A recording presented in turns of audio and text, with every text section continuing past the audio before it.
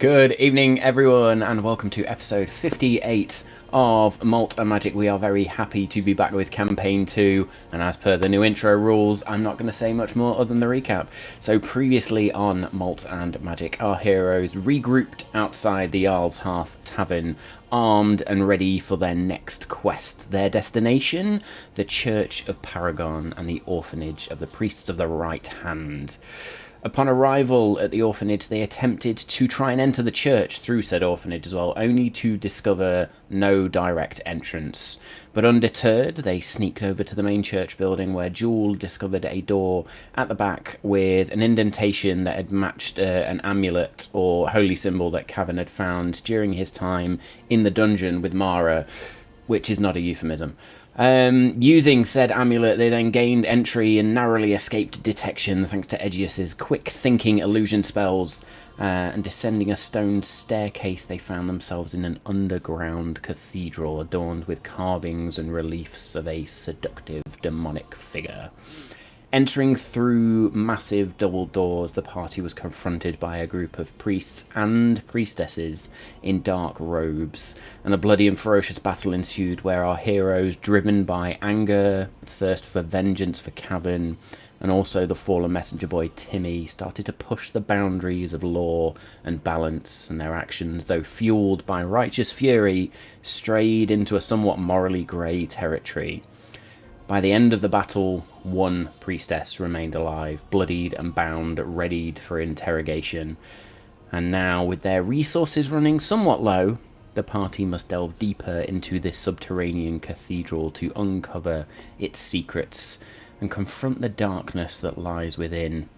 So before we begin, few content warnings for tonight's session. This episode will contain scenes of violence, graphic injury, and horror elements, including perhaps some unsettling monsters.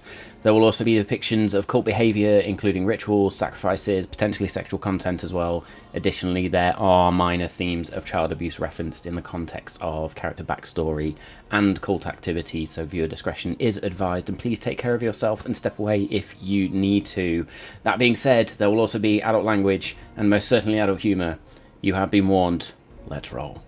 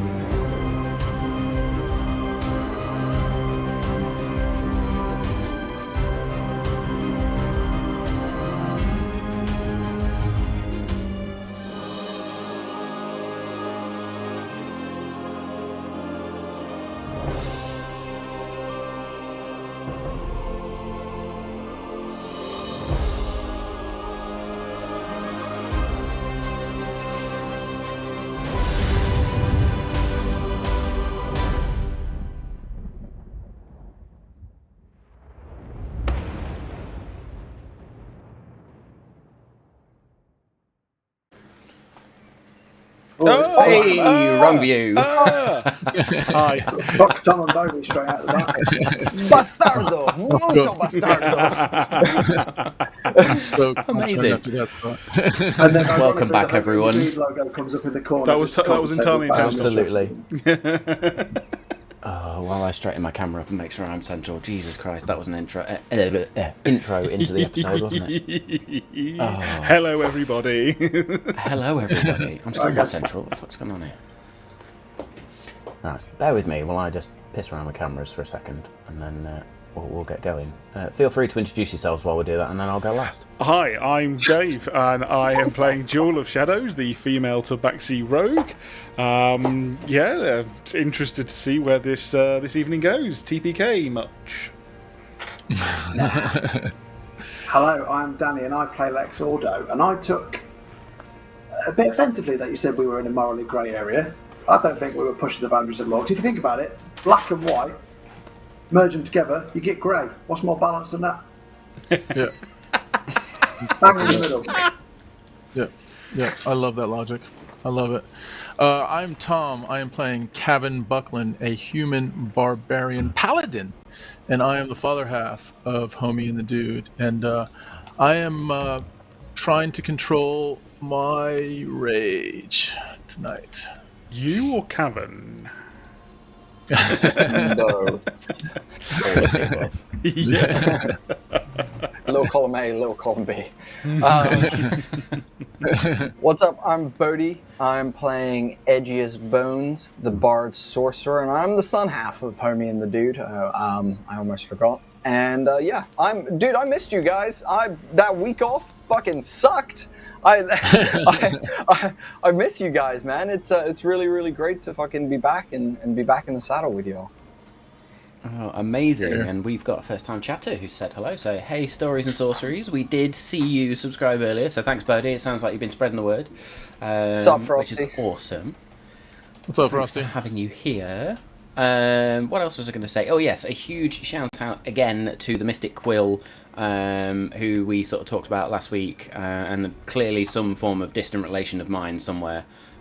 Fourth cousin thrice removed or something on that front. But hello to Nikki and the team at Mystic Quill, and thank you for giving us a shout out earlier as well.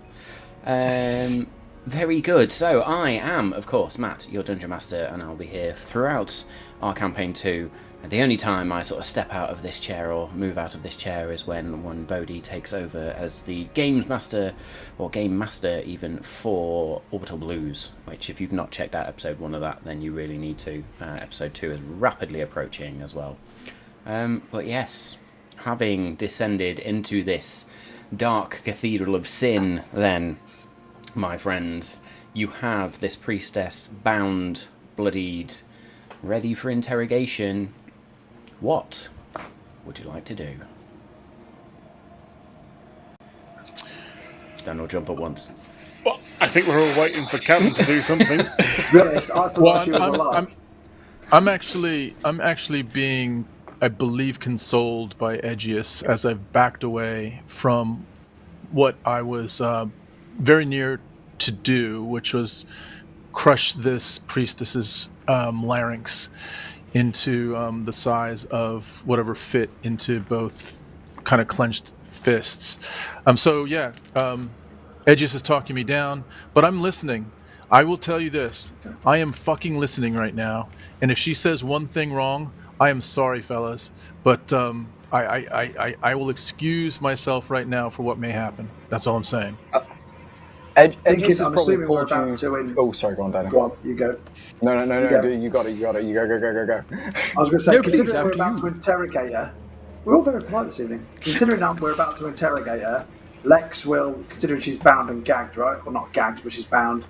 I will look into her eyes, almost like a hypnotic snake eyes, and I will cast suggestion Nice. to try and get to answer all the right questions. Here we go. That's Here we Wisdom go. 17 save. Bear with me just a second then. We are kicking off quick. I'm assuming all of the head-based trauma means she's got a disadvantage on a Wisdom save, right? Nice assumption. Concussion will do that to you, man. Yeah, concussions are real. That's a real thing. Yep. Not sure how you can get a concussion from a fucking squeezed neck, but we'll take it. Lack of oxygen to the brain. Lack of oxygen to the brain means poor wisdom. Yep. Yeah, that's what it was. Yeah, That is exactly it. Has nothing to do with like rattling or anything like that. Couldn't find the right thing. Edgius will have pulled Cavan over to one of the benches, and will be like sat next to Cavan, and just be like, "Look, man, I know we're here to take care of business, but look, you gotta save some of that passion for if there's more here, we're this is room numero uno. I'm not sure how deep this goes, but take it down a notch, Yeah, I'm trying, Edge. I'm struggling right now, and I'm trying. I just, this is deeper than just today. This is, some things run real deep, Edge. and I can tell you, I'm on edge right now.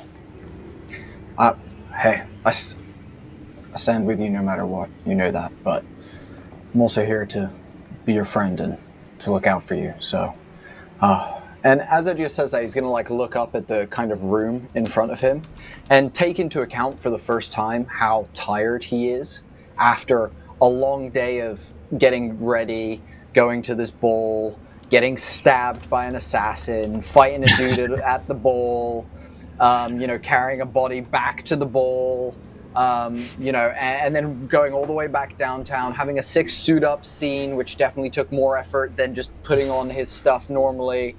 And, after all this, he's just realizing that he's fucking tired. And for anyone watching, low on spell slots, low on bardic inspiration, low on sorcery points, Edgius is just going to put his hands on his knees and then put a hand on Cavan's back and just be like, fuck, man, it's going to be a long night, as he spots the cup across the room that you mentioned last time, GM.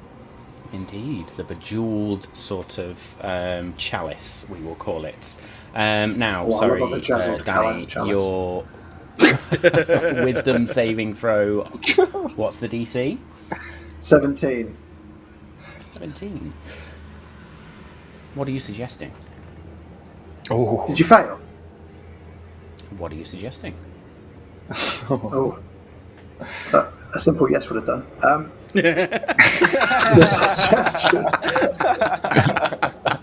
The suggestion will be, as I'm gazing through her eyes, you will answer all of our questions honestly and efficiently. No cryptic answers or riddles. She's just going to look at you, sort of weakly lifts her head from where she's sort of bound. I will say she's sort of bound around her chest against this pillar and just sort of looks up. And there's that flash of arcane energy across her eyes. You realise your spell's been successful, and she sort of almost, her head just tilts to the side. Of course. We're good to go. She'll cooperate. Kevin, do you feel up to any questions, or Any questions of... do you have any questions for her? Is there anything you need to get off your chest first? I have nothing, man. I have nothing. I don't even want to look at her right now.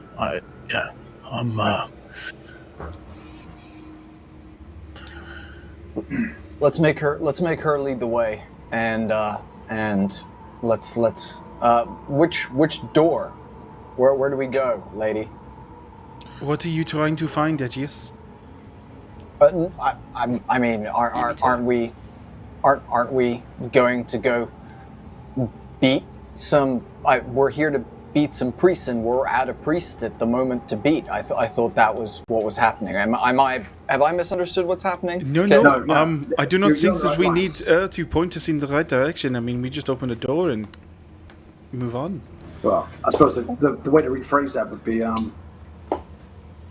what's in store for us? How many more of you are there? And Better question. are you the most powerful person here? That was a lot of questions there. Yep, Soza, I'll start again. Are you the only ones here, is what I said, and then are you the most powerful? There are more of us throughout the cathedral, on this level and the next. Am I the most powerful? No. I get up from down where I was. You get up from down? I get up from down and onto my feet and approach Lex, and I say, why don't we just fucking take her as a hostage? I'll just put her in a headlock and we'll fucking drag her ass in there, and if anyone says anything, I'll snap her neck. If we don't like what we see, I'll snap her fucking neck. I mean, the only thing that worries me is she's tied up at the minute, so she can't do any hand movements. Her voice is quite ruined. If we take her with her, she could become a problem before you snap her neck. I mean, she got me in a weird charm at one point.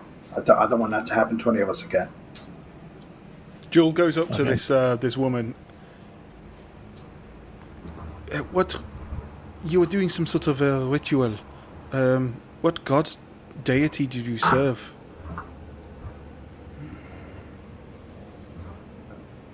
Ritual, no. Sermon, yes. And I serve Lilith, the temptress of sin. I turn to the rest of the guys. Have any of you heard of this? Edgius Yeah, is not I'm there. familiar. As you look over at the group, he's actually made his way over to the cup and is currently examining the cup, looking for any clear gems on the cup, as opposed to rubies, sapphires, emeralds, so on and so forth. So, you approach the altar and you see 4 main items on this altar. There is what looks like a deer skull. There is a humanoid skull that is encased in gold. And what looks like the skull of maybe some sort of fiend or demon or devil. And then the 4th thing is this bejeweled chalice. Roll me a percentile dice, please, Bodhi. Oh, We'll yay. leave this to a dice roll to see if we find what you want. Fuck's sake, dice, man, dice. Cool. Yeah, they're important. Oh, Kind of important in a goody. dice game. No. Oh, yikes. Fuck. Okay. I'm not even gonna ask. It was a 17. It's a what? It was a 17. A 17. You find a rather large diamond on the front of it. Edgius is gonna quickly push everything else off the table, no matter how valuable it looks, and just push it Deer onto skull the floor. shatters on the floor. The fiend skull just sort of... As I'm spitting everywhere, apologies there. And then the golden human skull just sort of rolls off and ding, ding, and as it rolls, it then... Make me a perception check, actually, please. Ooh, It goody. releases a trapped poltergeist. Oh, guys, it is bad so far. We are that's a 9. That's a 9. Very Good. good. This You lose diamond track of is the golden really, skull. yeah, this diamond is really nice looking. I'm gonna pull So you out zone in on this my chance. dagger and just start fucking trying to cut that boy out. I'm holding it like flat on the table, and yeah, just gonna try and pop that diamond out. Make me either a strength check, or I will also allow a dexterity check there to see if you can find the right place to get some leverage in. And while you're doing that, we will return to the scene with Jewel, Lex and Cavern, and this individual. So the question you asked Jewel was... I'd already asked the question, And then there was a statement following that, like, I think, where are we well, going? it was more of a or- question to the rest of the party then. The rest. That's so what it I was- mean. Alright, yeah, so it was to Lex and Cavern. Have either of you heard of this Yes. Lilith? Yeah, I've heard of this demon temptress. She was around at the time of Kronos, quite an old deity, from what I know. Would I have heard it from her or of her? Make me a religion check with advantage, please, Tom. Ooh, that's a nice start. All right, okay. Religion. Okay, it's a 15 with a -2 on my 15. religion. Fuck's sake. The more you are in this place, this city underneath this church near the orphanage, the more these flashes of memory just keep coming back, and you recall one night, I guess you could say, where you had misbehaved and you had been lashed, basically. And you were sort of laying there whimpering a little bit afterwards, weak, and you heard the whispers of the priest next to you, and you heard the name Lilith whispered, which at the time didn't mean a lot to you. But now you think on it, clearly they were not so revered of Paragon. Okay. And when that word Lilith leaves the priestess's lips, I kind of snap around and make a determination whether how that word landed with me initially, and how much I'm linking that to what is going on when I was a kid, and I heard that between the two priests, and just trying to kind of map whether that's going to produce any more rage in me right now. And I'm still confused, and I'm still kind of balancing it right now, but Lilith has triggered my senses quite a bit as I look around and look at her and see if I can make eye contact with her. I look at Lex and I look at Jewel. They're both pretty calm, so I'm not seeing any signals that should make me any more aggressive. Make me a Constitution saving throw, please. Oh, goody. 10. It's a 16. So you do focus on this and look around and look at your friends, and you see they are calm, and quietly you can feel that rage burning within you, but you just temper it for now. Yeah. Trying to just connect with Paragon, trying to look at Lex for any clues from Lex, sort of feeling like an open receptor to any signals that are going to lean me one way or another. Lex looks like he's pretty concentrated on the priestess right now. Joe's going to look over Literally, at I'm Cavan. concentrating, yeah. Yeah. Joe's going to look over at Cavan. At any moment you want me to stop questioning, you just have to say. Joe, you do whatever the fuck you want to do, and she's going to say what she's going to say, and that's just how it's going to be. Let's just finish this job. Let's just finish the fucking job. Right, then 2 more minutes of questioning and then we go. Lex, are Yeah. you sure if I ask questions I will get the right answer? Or can I not be sure? 100%. Thank you. So, why are you pretending and instead following this Lilith, and why here? And she does sort of chuckle a little bit and coughs. Lilith was always here. Just because those silly boys built their own church on top to try and bring, what was it they called it? Balance. Doesn't mean it took, did it go? It was As she always says- here. When she says silly boys and balance, sorry guys, I charge at her with an elbow, and I just kind of, as I get closer to her, I fly up to her and I just whip an elbow across her face, and I say, "Fuck you." And I don't know who you're talking about as far as fucking silly boys, but I'm done with this. I'm fucking done with this, guys. Let's fucking end this. And I start moving toward re-engaging with her. And I'm looking to Lex, but I'm also really, really fucking on edge right now, guys. I'm really fucking on edge. Just, In I think this moment, three- then, is three your more elbow questions, just Kevin, sort of, and then she's yours. your elbow connects, and you go closer towards her, and as she's going to look at you dead in the eye. Stop. Make me a wisdom saving throw, please. God. Someone judo chop her throat. That's a 14. 14. As she says stop, there's almost a musical quality to her voice, and you feel yourself conflicted,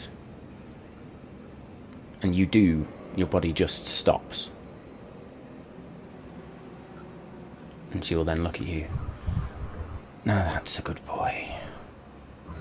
Why don't you undo these ropes? I throw a knife at her throat. Roll to hit then, please. Fuck! We're not going to get to ask any questions. She's dangerous. Dirty 20. Yes. Roll hit.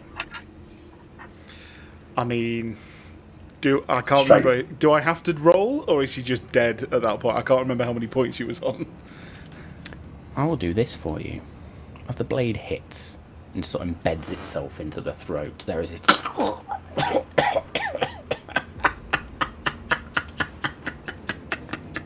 and the form just shifts. And where the blade sticks out now, you see this purple skin. And let me bring up an image so I can describe this correctly. I may come to regret preempting this. Yep, she's reached the final form now. Brilliant. She's evolving! Everyone, get your Pokeballs!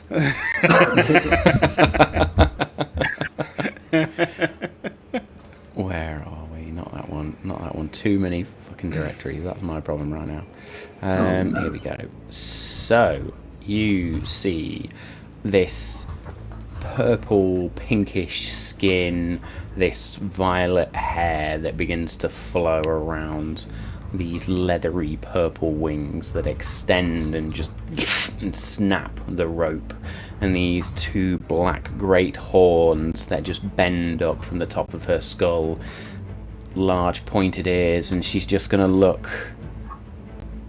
Now, kitty, for one that's been kissed by one of my cousins, you're not much fun. Sorry, what? Repeat that important thing again. Come again? Kissed by one of her cousins.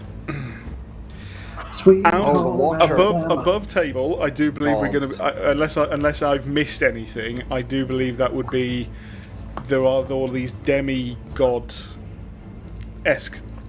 like, cards on the table, or pawns on the table, so to speak, and the Watcher is in some way that connection.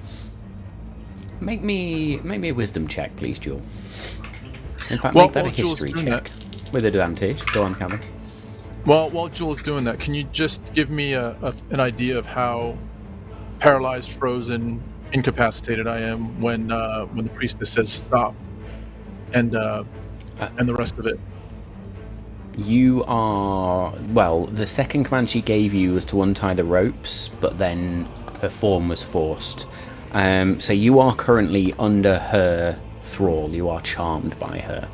Fuck. Sorry, my history check was 17. 17. Yeah. The look of this individual, although slightly different, reminds you of a creature that you once encountered on an airship. And it was also one of the last things you saw before you entered into the astral plane as you died. At which point, Jules' not even response, but her immediate reaction is sort of a step back and recoil. And she does look afraid. Oh, so it's the fiend who killed you rather than Yeah. Okay. actual. Yeah. Similar creature too. Yeah. Yeah.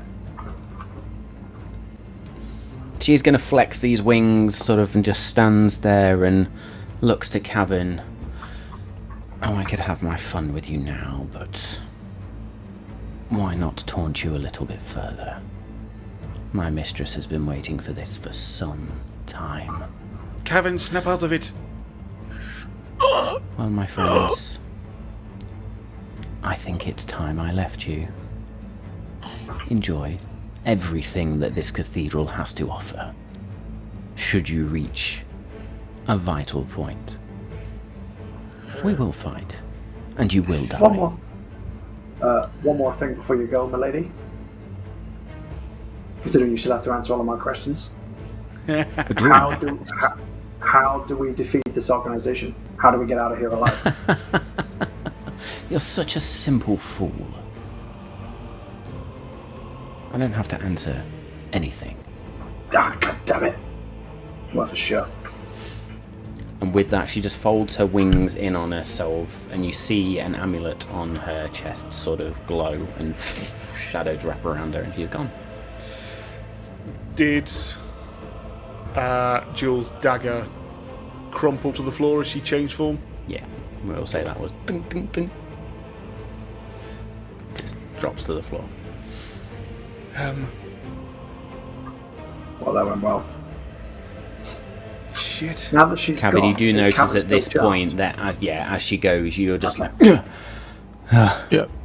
I dropped to a knee, and I almost have a bit of a PTSD recoil of remembering every now and again a bit of power that I didn't understand when I was younger, but it just felt like it was beyond physical abuse or anything like that. It was some sort of additional energy, and I just felt it again. So I'm getting a little bit of that. And as you drop to one knee, I'll sort of console you, and as I'm lifting you back up, and I was like, I'm sorry, I didn't trust your instincts. Interrogation's not the way to go. And then There's no.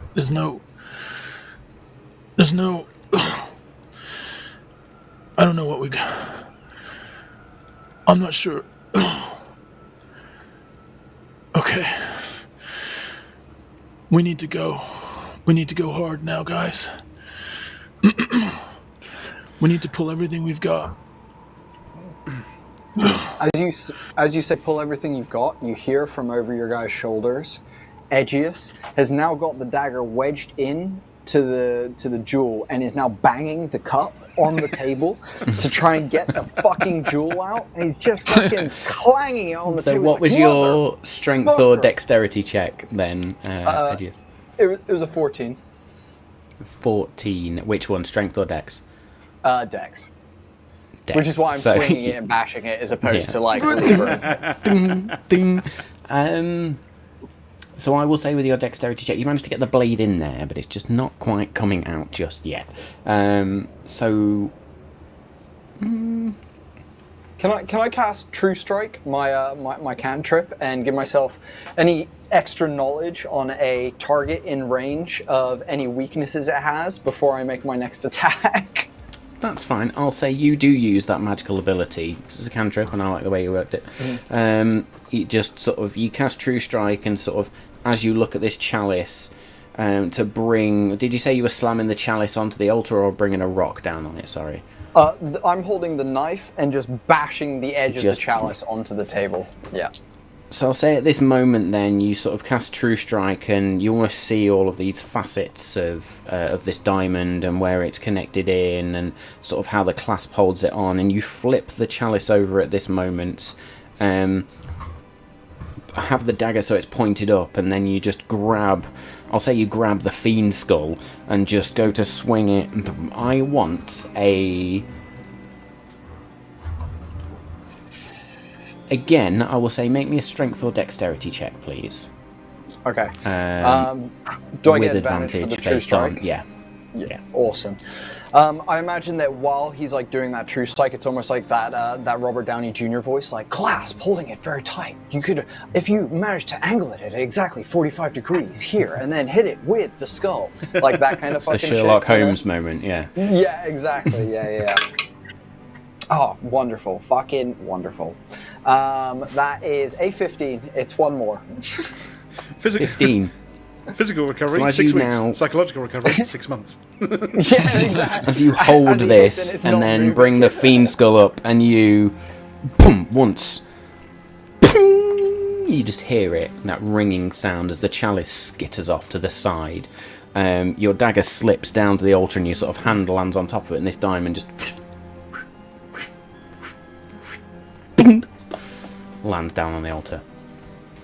How much do I reckon, having seen many diamonds in my time, purchasing some for my wife in the past and such back when I was a famous detective, how much would I assume, based on inflation since I last bought a diamond for my wife, this diamond is worth? this diamond is worth. This being the only diamond in this chalice, you get this is a pristine, like the way it's cut, it is still perfect. There's no no imperfections from what you can see without a magnifying glass right now. You reckon this is pretty expensive. You probably reckon it's maybe worth around 500 gold pieces. 4. 5. 5. Incredible. Phenomenal. Edgius will like hold it in the air and be like, thank you. As he mentally like almost says the name Nimue in his head, and Boatman. He doesn't remember homie's name, so he just calls him Boatman in his Sharon. head. Thank you for reminding me. And he points up to the top of the Just feel that cold chill of the Yeah. river. And Edgius will turn around, hop off the altar, click his heels as he does, and kind of saunter back over to the group and be like, found a dog. Oh, where'd you go? You'll find Jewel pacing backwards and forwards, just like flipping the blade back and always catching it by the handle, but looking quite distracted. Was robbery really a top priority right now? I've been working on a new bit of magic, Lex. I've been working on something, and I needed this to. It helps you. The refracting helps amplify what I'm trying. So we didn't have time to get one on the. I was going to purchase one amicably on the way here, but it was like late. Everything was closed.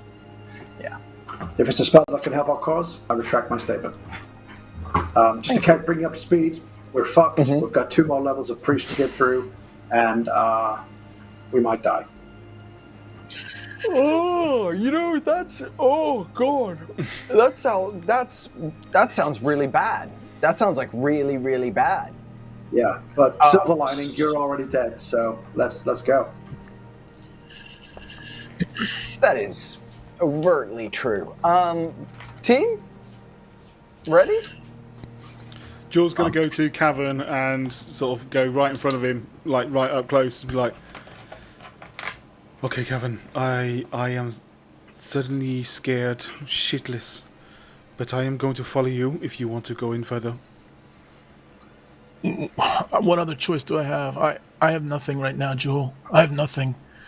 I can't reach Paragon. I can't think straight. I feel like I'm letting you down at every step we go. My rage is not at all, overwhelming Cavern. me. Not at all. Don't be silly.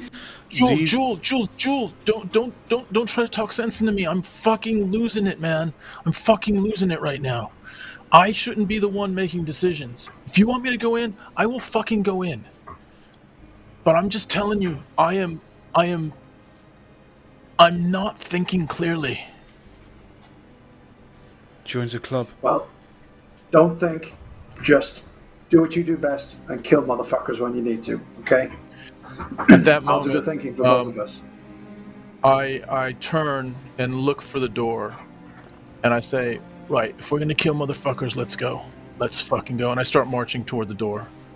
And I will. So there are 3 doors in this room. There is one almost immediately to, excuse me, the west. When I can find my little pointer.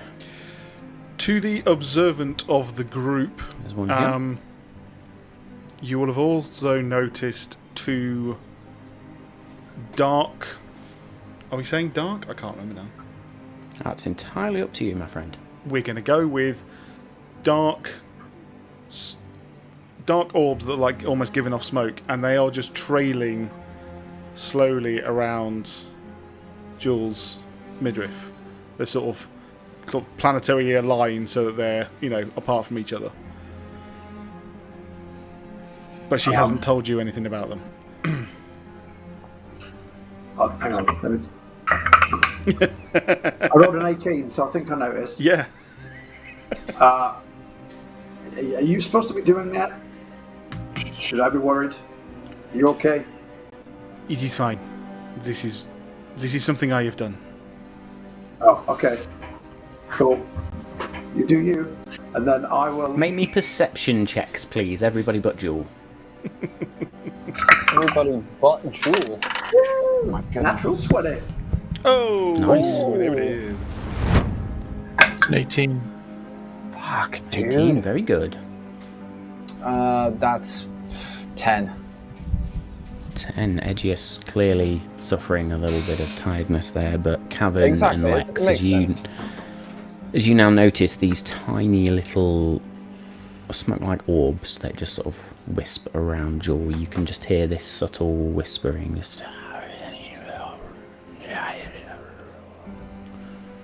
There's something otherworldly about these orbs.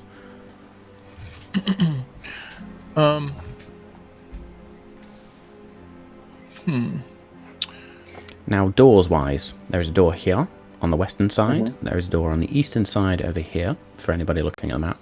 And there is a door, big double door to the south, behind the altar. I mean, Double doors, right? Gotta be. Cavan, they leave. Where? Would you say side room, front room, back room?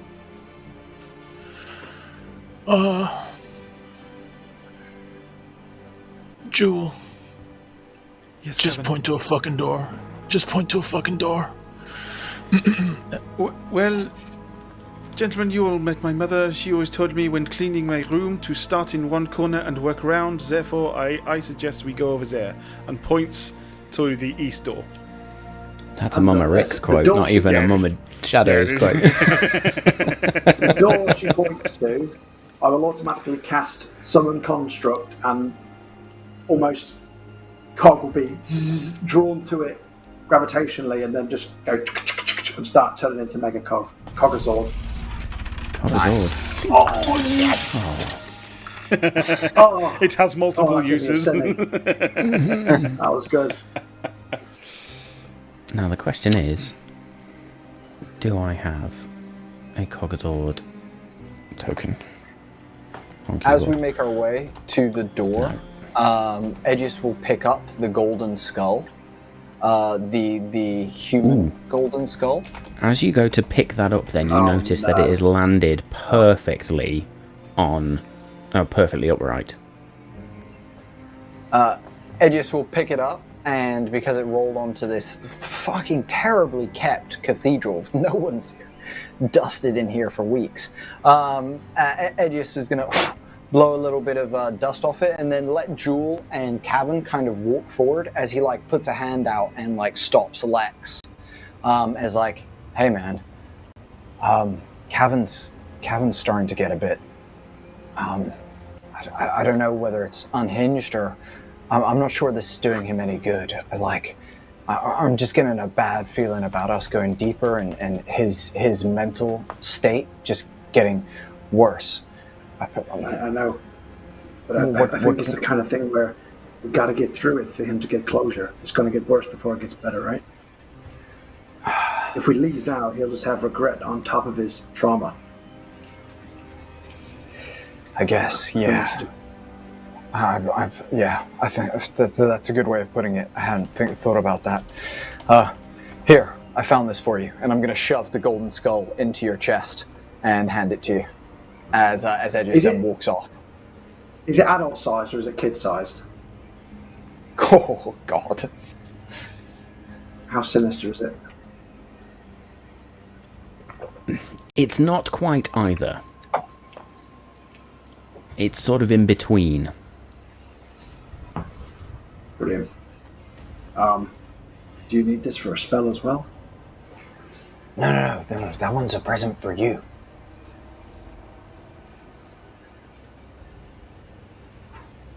That was a lot like in the head. Cling, cling, ting, ting, ting. Have you just literally lobbed the skull, have you?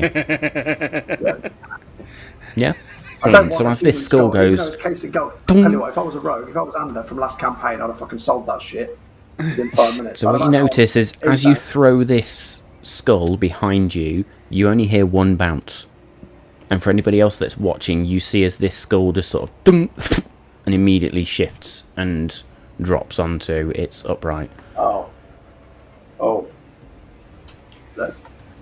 Actually, let me, and then I'll, because that's piqued my interest. I'll actually just go pick it up and go. Yeah, I'll figure that out later, and I'll put it in the bag of holding. Aegis is just going to be stood there like arms out the whole time, just watching you throw it over your arms, then look at it and go back over and get it. He's going to be like, what the fuck? A snake can change his mind, right?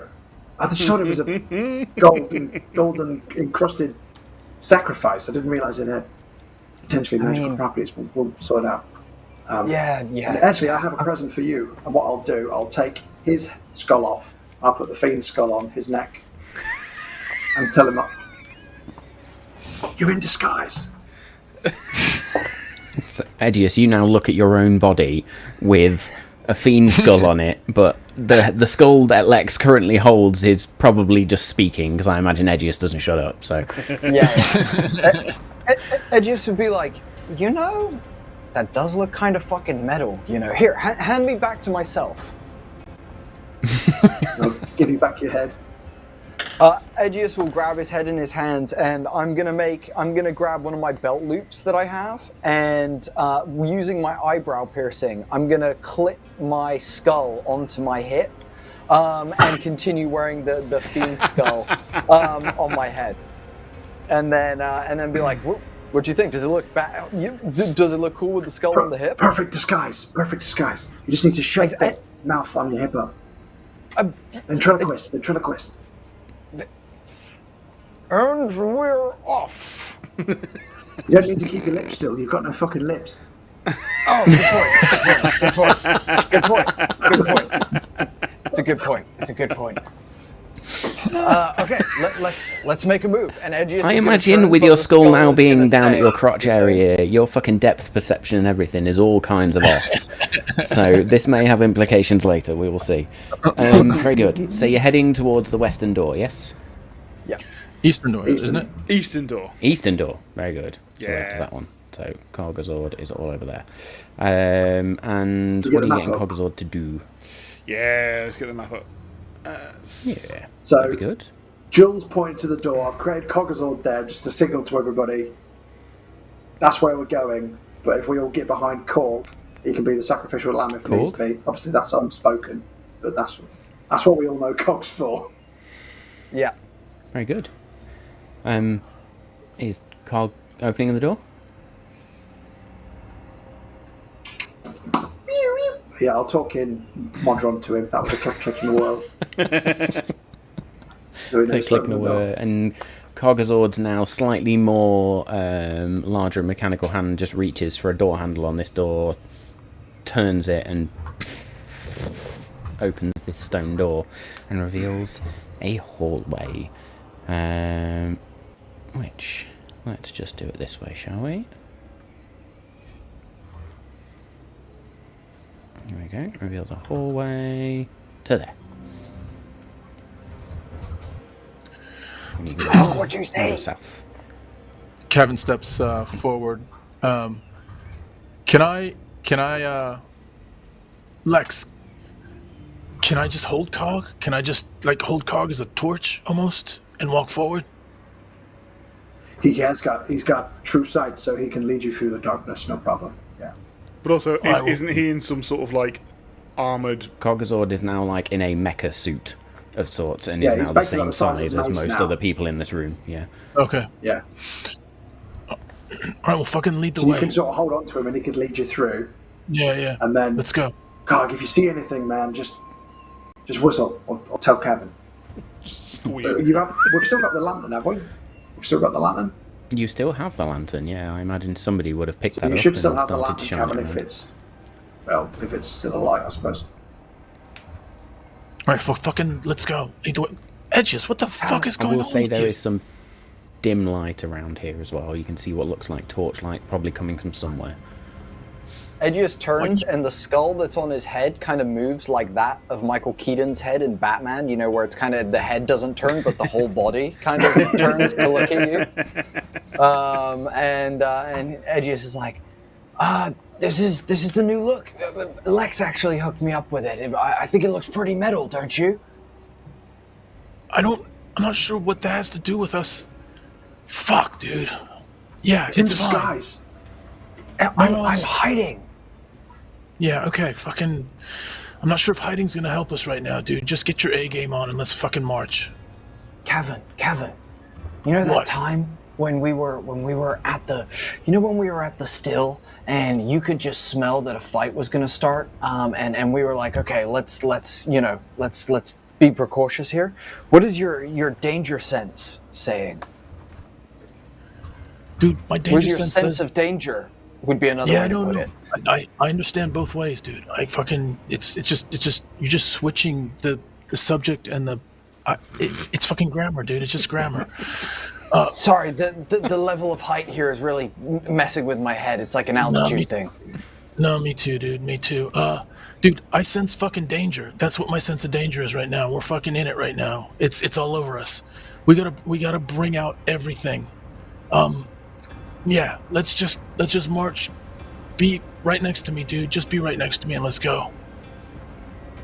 I got you. And Edgius is going to transform into Mr. T version of him, but with this fiend skull underneath. So I imagine Mr. T now looks more tiefling-esque with like some horns coming out and like a little bit more like bigger kind of head, a little bit more like Mel, and we'll draw his defender Wakasashi next to Kevin and be like, I'm also going to say where the mohawk would have been, there is now just these series of red horns that just lie on the top of the head. Yeah, that's fucking sick. And I'll look to Jewel and Lex and be like, formation, the one we didn't practice. Roll it up. Fucking Lex, tell Cog, let's fucking go. The fuck are we waiting for? Balance! Everyone remember balance! Lead the way, Cog. Very good. So there is a 20-foot corridor, long corridor, 5 foot wide ahead of you. Cog's going to sort of wander down and then just looks left, looks right, turns and looks at you, Cavan, like, which way are we going? North or south? I'm just closing my eyes, trying to tap into Paragon right now. Trying to see if Paragon can give me any kind of help with the way to go. Make me a religion check, please. I will say with advantage. Thank you. Oh, okay. Religion, I think, is -2. Yeah, so that's a 14. 14, so you're just there reaching out, and then you hear it as well. There's this strange sort of thing, almost like the tinkling of bells sound somewhere towards the south, and you can see as you look down this southern corridor with the little light there is, you almost see 3 archways on the left-hand wall, or the easternmost wall as you look down this, where light shines out, and it's almost this pulsing light from these 3 archways. To the north, you see more what looks like torchlights. Paragon doesn't connect with you in this moment, but something is drawing your attention south. Yeah, it's those bells. Those bells, I'm familiar with those bells. I turn around, I see Edgius. I don't see fucking Lex or Jewel, and I say, where the fuck are they? Are we going or are we not going? Where are they? Is it just us 3? Edgius will Batman turn and bash his own skull against the wall as he turns, and then be like, come on! Ow! All right, I say we go south. Do you hear that? Yeah. Yeah, do you hear the fuck? Okay. Just hear this. I think... Oh no. Oh, I know what that is. Fuck. What do you think it is? I think I know what it is. What the fuck do you think it is? It sounds like the same noise that Jules' dad was making when he was in the blacksmithing thing, sharpening swords when we were there. You know, that like shing, like on a whetstone? I don't think so. They might be about to decapitate somebody or sacrifice somebody. Go towards the noise. Go towards the noise. Cog! Fucking move, Cog! Let's go. Fucking go. Let's go. We're going fucking south. Going south. Everyone listen. Go towards the sound. South, yeah. Bear with me. This single file corridor. We'll just go straight in. Into Can't wait for a massive laser beam to just take us all out. In campaign 1, right, we were behind Dave's character Dargon in the corridor, and he got paralysed in the corridor by a creature, and then we were all just fucking stuck behind Yeah, him. because it was like an 8-foot Goliath just standing there, and they couldn't get through. Like, couldn't like squeeze through his legs or anything. It was just like, I'm stuck. And he kept failing the saving throw as well. We were just there for ages. Hog does sidle past this one door or the first archway, if you like. Sorry, not an archway. There is a wooden door with sort of a slatted window of sorts in it, almost like a cell door window, if you like. And you can just see this pulsing light coming out of there, which creates these bars on the far wall, if you like. Any sounds besides the pulsing light? Just still that zing, zing. It is much louder in here. Everybody make me an Arcana check, please. And is that sound still coming from the south? It's almost now coming from in this room, and you now hear not one, but two, but three sources of this sound. Oh my fucking no. god. Oh, got a 6. Yeah, that's a fairly apt 4. Nat 1. Nice. Oh dear. It's a 14. Cavan, in this moment, the only one that's there, like, there's whatever this pulsing light is quite clearly a source of magic as well. Now, you don't necessarily understand magic too much just yet, just starting to come to terms with at least some form of divine power, but the others are clearly distracted to the point they just see light, just vroom, vroom, vroom, vroom. Can I use my divine sense? You can indeed. Okay, it's just figuring out the location of any celestial, fiend, or undead within 60 feet. That is not behind full cover, and you sense nothing. Okay. Are all these doors shut in They this are corridor? closed. Yeah. Closed. I'm gonna go towards the sound. Okay, so you step up to that first door, and you can peer through the bars of this door, and what you see is a confusing sight by all means. Inside this room, there are... When this is going to work. There we go. Inside this room, you see this strange cage of sorts. And these 4 wall sconces that burn, but the source of this pulsating light is that golden ring you can just see around this there, as something within this cage is just throwing out these pulses of golden light. Make me a perception check, please, Cavan. Oh, nice. I'm going to step you to there. Step you to there. Nice. Is this their It's a power 20 station or their prison? We have no idea. Yeah, it's a 24. 24 on perception. Yeah. You stare through closer. You're not through the door at the minute. You're still at the door, just peering through the window. But as you stare even closer, you see a humanoid form wrapped in this weird silk, almost like a mummy. But you see that the silk isn't quite complete. Parts of the face are not fully covered, parts of the arm. And you can see what looks like maybe a 15 or 16-year-old boy wrapped in this silk within this cage. And the silk itself is pulsing. Vroom, vroom, vroom. I will also say with such a high perception check that the eye that is revealed where the silk is not quite covered, you see go from human to something else, to human to something else, and it's almost like the skin is just becoming purple. The eye of this 15-year-old human, not human boy? Or the eye of... Okay. The eye of the boy, yeah. Yeah, how much of this might I be familiar with from my history You've with never this got place? this far into the Cathedral of Sin, as we sort of said last time, so you wouldn't necessarily be familiar with any of this.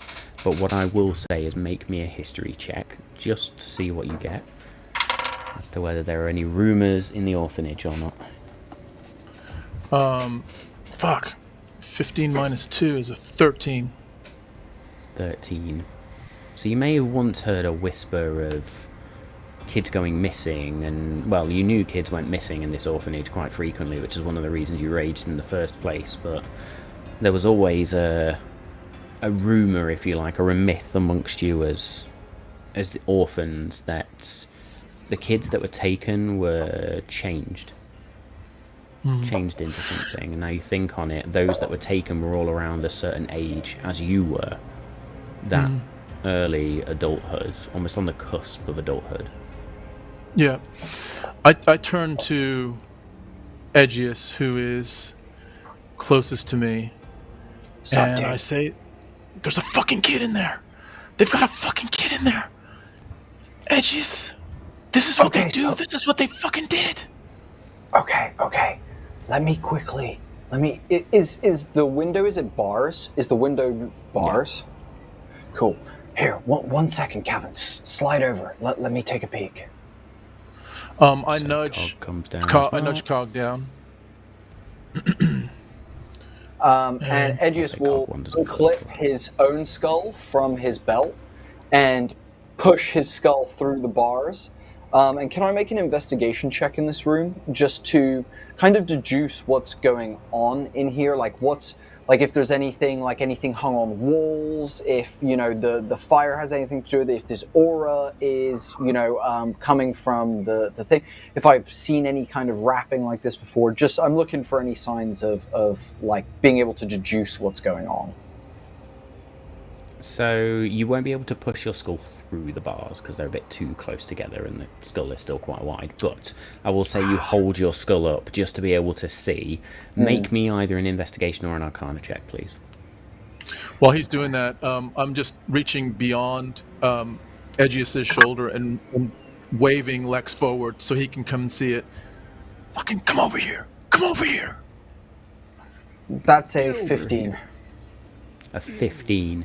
You see nothing adorning the walls, nothing apart from these 4 wall sconces where fire just burns. There doesn't seem to be anything magical about the fire. It just looks like standard normal fire. You can see the wrapped torches, if you like, probably soaked in oil or something like that just burn. But as you look at this cage, the only thing that could be causing this effect is whatever is wrapping this boy right now. And with the 15, am I able to deduce whether it's containing him or whether it's altering him? Is it like a containment situation? Is it like is this containing a power or like dampening a power, or is this like enhancing something to make it worse? Was that 15 an arcana or an investigation check? Investigation. Now make me an arcana check then, please. Okay. Lex, do you see what they're fucking doing? We gotta save that kid. Get in there. Gotta get in there. Yeah. We can't let this happen. Lex, That's an give 18. me one fucking good reason not to go in there and fucking save that kid. I gotta go. I'm giving you all the reasons to go in there. Kevin and Lex, please, may I squeeze by? I may be able to do something where we stay safe in this corridor. Will you let me try this before? Yes, fucking get over here. Fine. We gotta save this Lex, Yeah, you can squeeze past each other. Move your butt. Get out of the way. Shake your ass. Watch yourself. I will say with your 18 then, Aegeus, it is quite clear that whatever these wrappings are transforming this boy. We've got to get the wraps off him. Whether we just even if we get the wraps off him and come back for him later, we need to get those wraps off of him. That is causing him to. And in that moment, Aegeus is going to think back to when he scried on Klein. All the dead bodies around Klein, were those young people? Did it look like, were those younger folk or smaller folk? There was no real Wasn't Klein wrapped in shit? single. There was multiple different forms of different ages and different forms, different types of humanoid. So it doesn't look like it's the same situation. I'll give you that one. And Jane, her form doesn't look anything like what the boy's changing into, No. or anything like that. So Jane's form had become this green scaled skin-like creature, and most of the face had been taken up by this singular wide opening eye now, and just a sort of fanged maw. Okay. Very different from what you've seen or what you are seeing. Sorry, Jules, go for it. And Edgius is gonna pull his skull away from the thing, clip it back on his belt, and like hands up, shuffle past Jewel as Jewel. What do you see, Jewel? What the fuck do you see? We gotta save that kid. I mean, I can obviously do a check for this, but she has a fairly high passive perception. Can she see one at the end of any of the wrappings around this kid? Oh yeah, easily. So she doesn't respond to any of you. She then puts her hand sort of inside her cloak. She brings it forward, and as she does, this ghostly, smoky hand drifts out of the cloak, and it's got kind of stars around it, outlining it, but it is very faint. Anyway, this ghostly hand, the Phantom's grasp, will slip through the bars, go to one of the if it can, will try and slip through then this cage, get one of the wrappings and try and start unwinding it. And you can see Jules' hand is sort of moving under the cloak as she's trying to manipulate this hand. Make me a sleight of hand check, please. Nice, Jewel. Nice. 27. Couldn't have done much 27. better. So there's a moment where as your spectral hand sort of goes to the bars of the cage, it's almost like you get feedback from the hand. There's a buzz, and you sort of turn the hand on its side and slide it through so it doesn't actually touch the metal of the cage. And then you reach in and you begin to find that end, and you just begin to sort of pull with the hand. Now, the body itself is not going to turn or anything like that. It's in this fixed position, sort of held upright somehow. So in order to unwrap this, the hand is going to have to move around. Yeah. Okay. I'm going to ask... Lex! You get about Lex and halfway through of just unwrapping this, and with your passive perception, this stuff comes away almost like a spider's web. It's very fibrous and... yeah, it's almost sticky in that nature, and you can see that. It doesn't stick to the spectral hand because it's a spectral fucking hand, but yeah, you get about halfway through, and I'm going to ask you to make me another sleight of hand check, please. Yeah, that's fair. That's fair. And that is sleight of hand 22. Very good. So you then manage to slowly get all the way around, and as you sort of bring all of this down to the feet, you then have to pull a bit harder, and the wrapping just tears. And you pull a big clump of it away, which drops to the side, as this then form of a teenage boy, still whole, just crumples to the floor. If it catches the glow cage... stops. Okay. Kevin, I think we stopped it. Yeah, we gotta get him, though. Fine. We gotta get him out of there. I just wanted to make sure that wasn't going to cause any issues. Wanted to do it from outside the door. So, can I try and open the door? I'll fucking open the door. Move out of the way, Jewel. Lex, Cog, go check the next door. I'm gonna go up to the north. If there's more kids like this, we need to get them out. Jewel, I don't know what fucking shadow shit that was, but we need to have a talk, because that was fucking dope, and I need to learn me some of that. And Edgius is gonna head up to the north and start looking to see if there's anything up here, just in case we missed it by going south. Jewel. Good. So I'll say... I'm going... I mean, Jewel will move out of your way. If Kevin wants to open the door, then Kevin will open the door. Yeah, and then I say to Jewel, are you cool with me just crashing into that motherfucker, just trying to break it? I mean, yeah, you might get hurt, but sure, do it. As he says that, I charge through the door, and I literally Superman into that fucking cage. Make me a strength check against the door, then, please. Okay, I'm not in yet.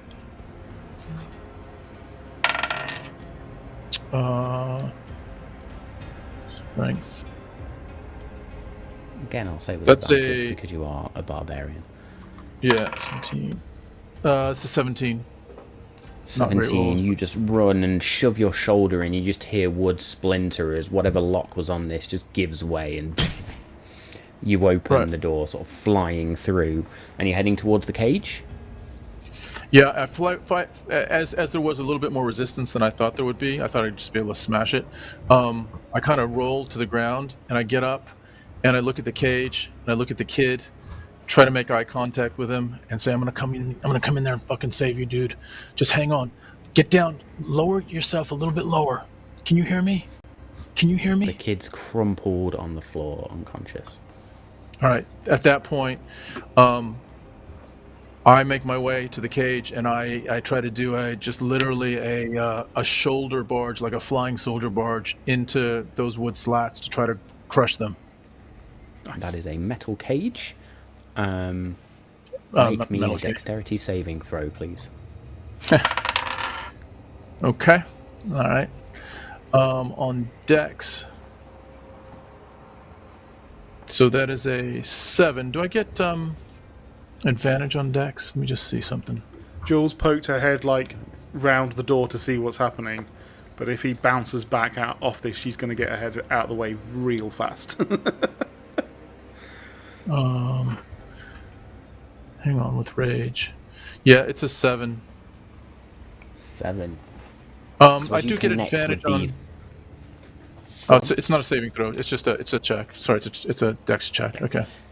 So as your body connects with the bars of this cage, then there is just this flash of arcane energy, and your head feels like it's almost about to burst as you take 10 points of psychic damage. Oh, fun. Oof.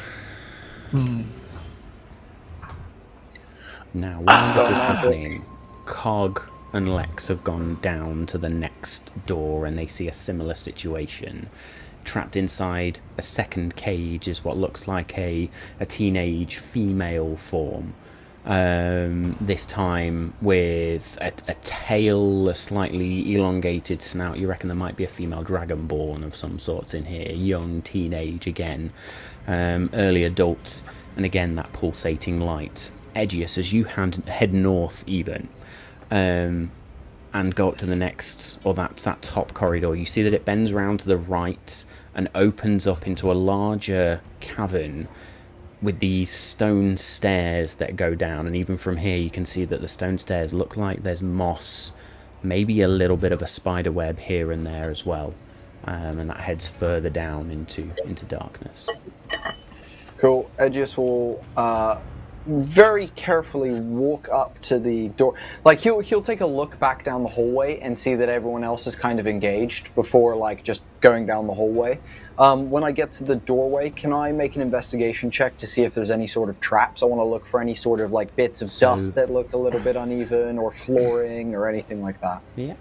That is an archway, not a door. Okay. On this one, I will allow you to make me a perception check from here, please. A perception. Okay. Oh man, I'm getting fucked royally tonight. Fuck me. That's a 12. Fuck. 12. From here, there's So nothing tired, obvious that Edgius. screams trap at all. Edgius shrugs and walks into the room and walks towards Very the good. stairs. Rocks fall, Edgius dies. So, Yeah. as you see now, you can see these two burning sconces sort of burning against the stairs, and you can't see where it leads to, but you do see this sort of bits of webbing and these moss-covered stairs that just descend down. Do the stairs, does it look like, like, so for example, this is the floor, you go down like almost into a basement, where if I like leant down and peeked in, I could look into the room, or is it more of a case of They properly like descend it's into a hallway darkness. like going down? Yeah. Okay. Fuck. Edgius is gonna sigh loudly and stroll back to the group and be like, I found some stairs! No kids over here! How's it going down there? Anyone need a hand? and I'll It's fucking start walking bad, back dude. You You probably these just guys. hear this from Cavan as he clutches his head and sinks onto his ass. Yeah, as I'm down on my head, or on my ass, holding my head, I look up to Jewel and I say, "What the fuck was that? That's not just metal, Jewel. What the It fuck's must be- going on?" It must be magical. Wait, hang on. Joel is going to come inside. We're like, not that it is like anything I am any good at. Can she make a circle round, so wander all the way around it and come back? Is there a door with, not say a There door, is. but yeah, cage door with, say, a padlock on it? There is funnily enough, a large-ish door on the rear side of this, so the easternmost side of this. Yep. Not a padlock, but there is a metallic lock on it. Looks like it would take quite a large iron key of sorts. What are you seeing, Jewel? There is a lock to this thing, but I do not know if I can touch it. I mean, I think that hurt you. Yes. I pull out my hand axe and I say, "Stand clear, Jewel. I'm gonna fucking try." By all means. And I look for the point of weakness in this this little lock. Is it a lock?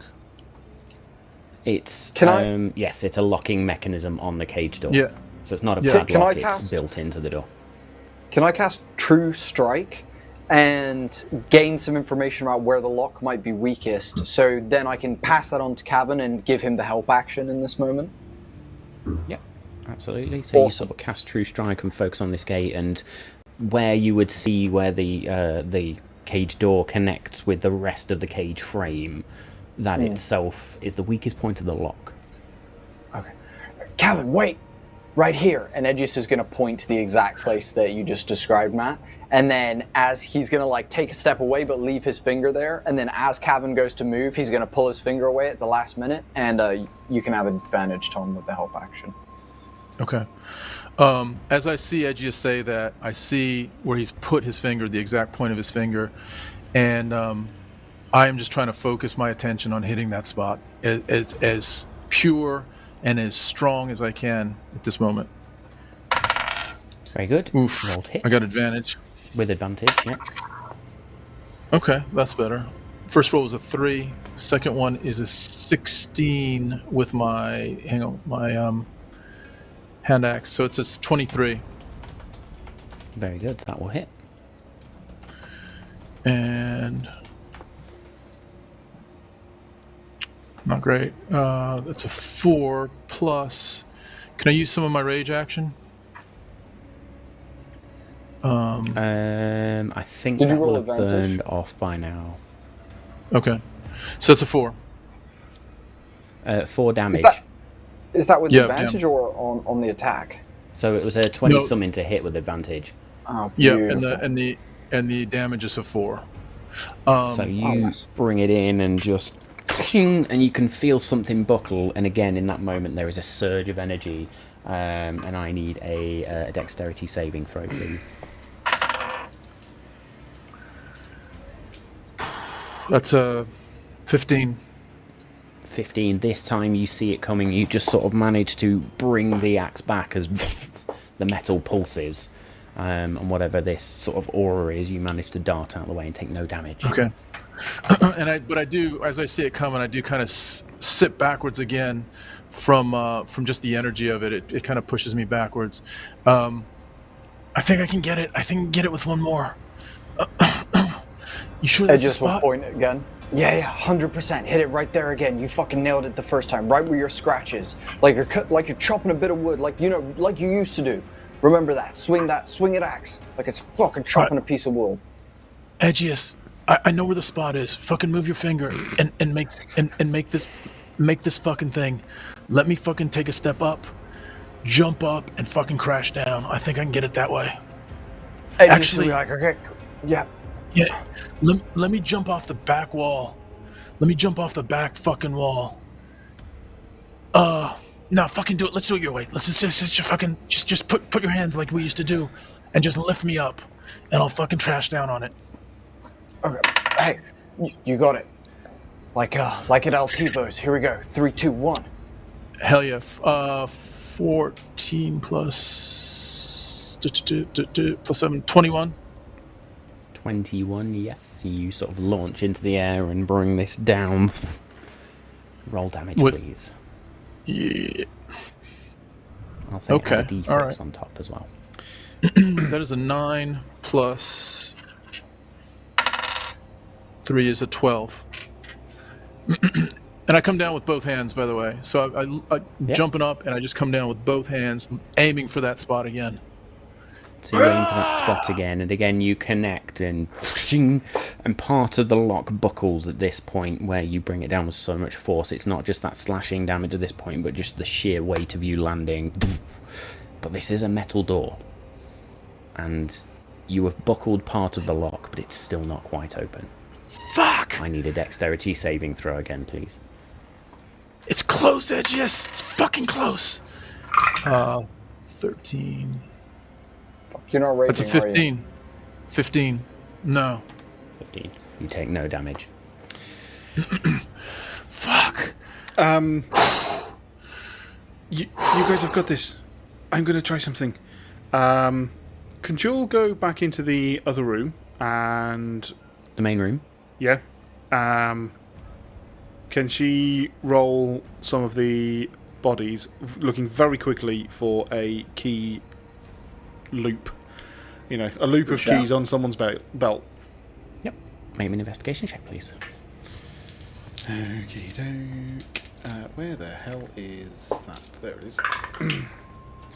Investigation. That's a natural 20 for a 30. Nice.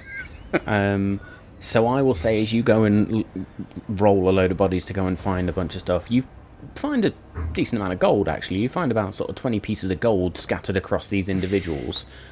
Not a single one of them, however, has a key or a loop of keys or a key ring or anything like that. You find a lot of those amulets and those holy symbols, which, as you hold them in a certain position, they look like the symbol of Paragon, and then there's a mechanism that you release, and it just sort of shows that symbol, which you would now probably realise is the symbol of Lilith. Yeah. I mean, having... Well, I think I've got one of them. I'd keep one. I wouldn't keep many. That's fine. Very good. Okay. I mean, however much time that takes, I will leave this lot to keep Well, smashing we'll say away. you're off doing that Yeah. while Yeah. Cavan and Edgius Lex, continue. what's going on with Jewel- you? Sorry, Lex. Edgius will shout Lex from and the Cole, other what are room. you doing? Lex, what the fuck is going on your end? I got another one in here. And I noticed that. I'm assuming the door's locked, right? Yes. So I will use acid quiet splash lock. to try and melt the lock. Nice. Beautiful. You do have to make a Sick. dexterity saving throw, but I'm assuming doors are shit at that. Dodge Can't lock. really move to get out of the way, so no, just roll damage, please. Good. That'd be really funny if it was like you splashed it and it opened and went, ha-ha, and you went, yeah, we can now get in. That is 8 points of acid damage. So I'm hoping to disintegrate the 8 lock. points of acid damage. I will say it this, yeah, you just... And it just slowly and surely burns through that lock. Eric giving it. If we can. Right, good. So going in, Brooms. being able to sense this is a magical cage with the kid inside it, I will cast Dispel Magic on the cage. Nice. Oh, Yeah. I mean, Nice, you know, good job. with the clutch that we've been all be fucking around, and you just bring that shit. I'm not going to touch it.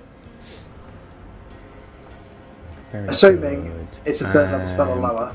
If not, I've got to Make roll. me a spellcasting ability check, please. So Oh, 10 shit. plus a spell's level. Come on. Don't be shit.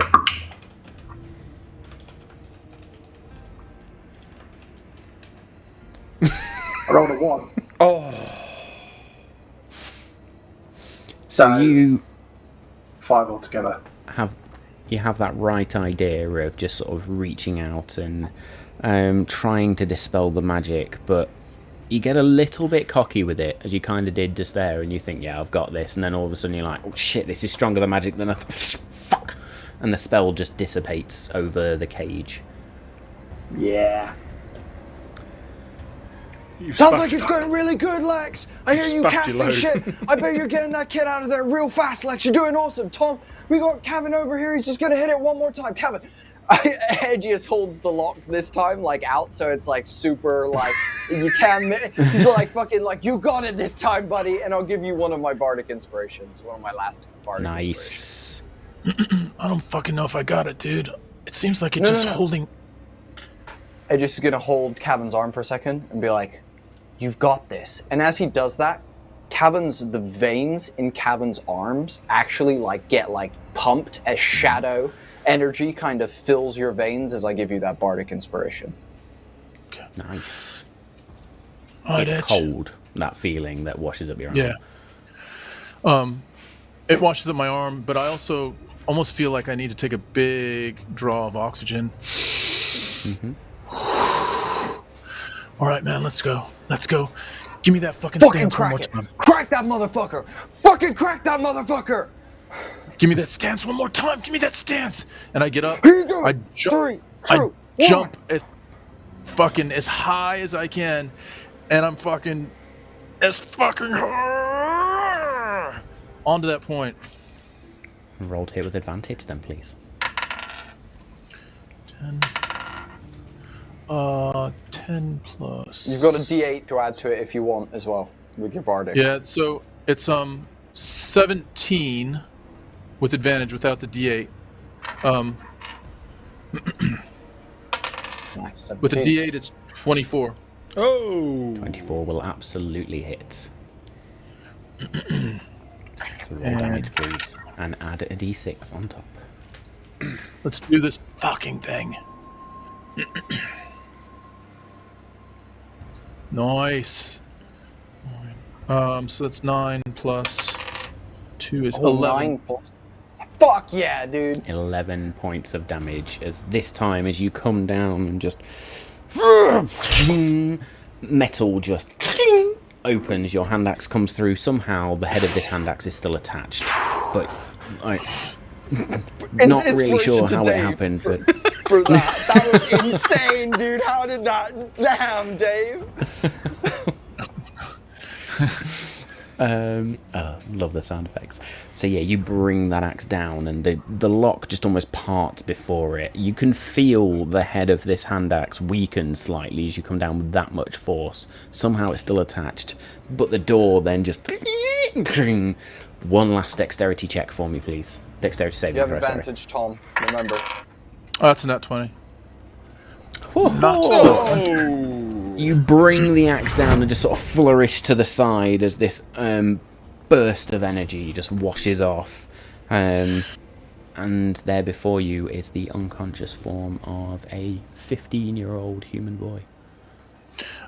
Teenager. I look to Edge and I say, "We fucking did it. Let's get him. Yeah! Let's get him." Yeah. Edges is gonna go to chest bump Cavan, but he like runs into the cave and he's like, cage, and is like, oh shit, and then it's just gonna go into the cage with Cavan and go to help pick up the kid. I put my hand axe down. I drop down into the cage, kind of get him in both my arms, the kid, and start handing him up. Be careful with his head, and kind of reach him up to Edgius as we try to get him out of this hole. Very good. So you pull him out of the cage and sort of onto the floor, and as you lay him down just outside the cage, there's just this... where am I? You're okay, buddy. You're okay. You're fucking okay. What's up? We're here to save you. We're the Planar Detective Agency, and Edgius is gonna pull out a card and hand it to the kid. I don't care. That's fine. Edgius will put it back in his pocket and be like, Cavan, what do we do with these kids now? Do we get them out of here now? There might be more deeper. Maybe we put them in a room somewhere safe and then we get them out on our way out or something. I don't know. What's the plan? We're not leaving these fucking kids, dude. We're not leaving them. Can you walk? Can you stand? Can you? What can you do right now? How much strength do you have? What's your name? What's your fucking name, dude?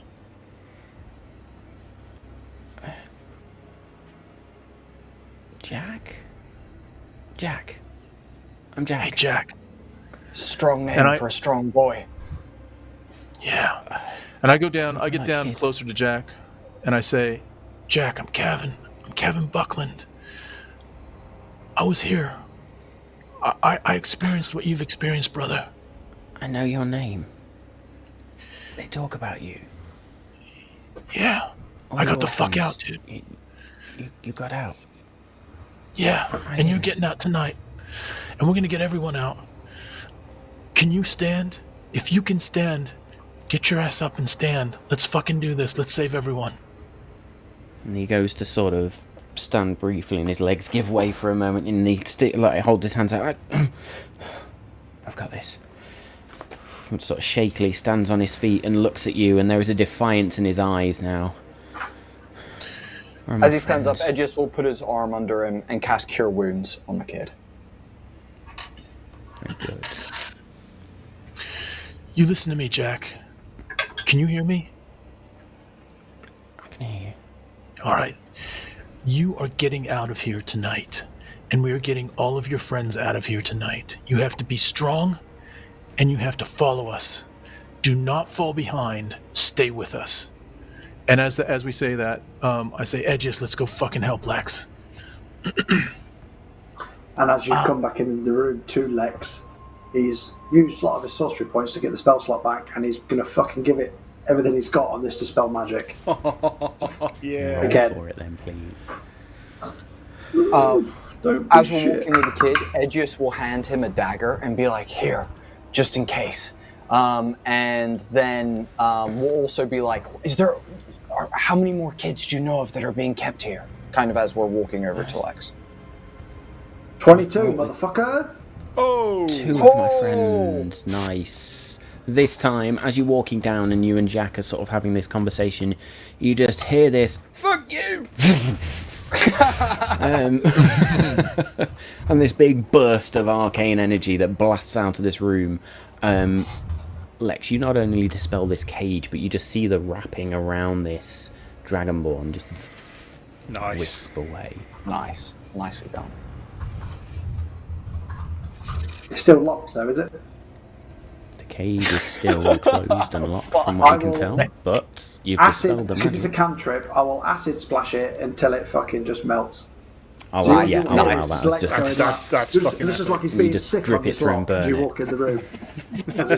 yeah, Lex is just licking the lock. Just,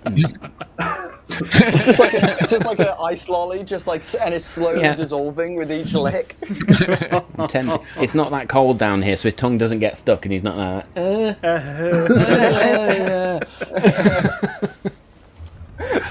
very good. Or having watched Hot Fuzz earlier. I'm going to need some ice cream. Yeah. You're a doctor. Deal Very with good. it. Yeah, I love that film. Very good. So you drop acid onto the door, and the cage door just then is sort of, you're able to swing it open, and you sort of delicately drag this female dragonborn who is. Both kids have got sort of just rags that they're wearing, almost like they were just wrapped in the same tablecloth start rag things that you saw on the table in the top level. Yep.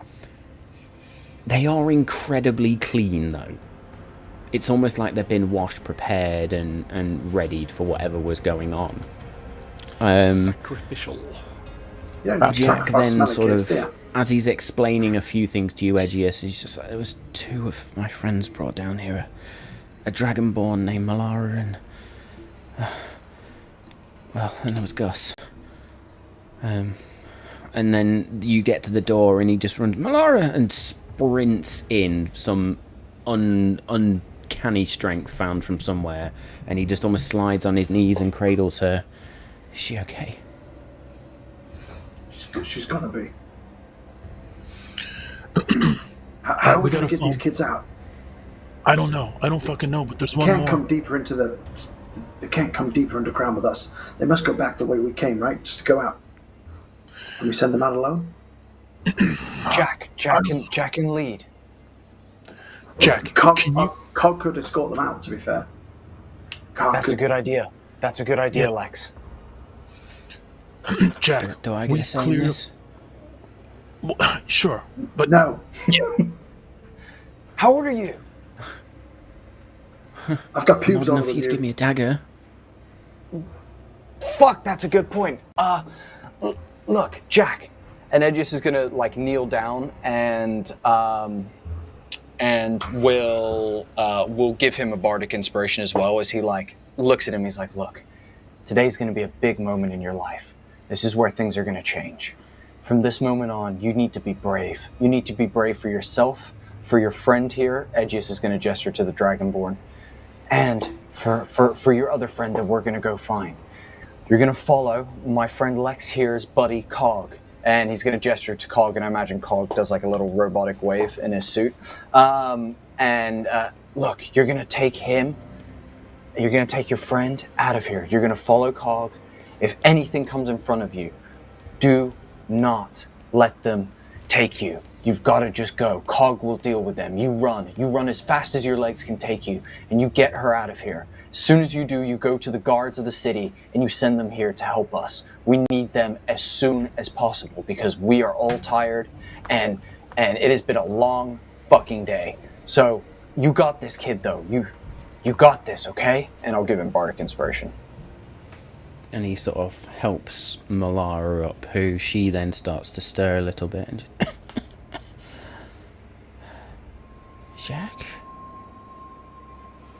Jack, what are we doing down here? And she's going to look to the four of you. Who are you? Surviving is what you're doing. We're here to save you. Yeah, we're gonna get you out of here. Jack's gonna get you out of here first, and then we're gonna get you all out of here. Where's Next the creature? is Gus. Where's the creature? Where's the creature? What creature? The spinner. Purple Where's one. the spinner? Fucking spider. Oh no. Spinner of the... Spinner. Is yeah. As in like the little dude that spins the wheel that tells all the stories and makes deals with everyone, like that kind of a spinner? Or I'm hoping you said spinster and it's just a drunk old lady in the corner with some Chardonnay. No. Yeah, did you say spinster? Raptors. Great question, Lex. Yeah. Yeah, raptors. It's a spinner, as in to spin. What kind of heroes How are many you? legs? How many Sorry. Legs does it have? Too many. Oh, fuck. No. Fuck's sake. God damn it. I imagine the whole team turns around and just faces a wall for a second.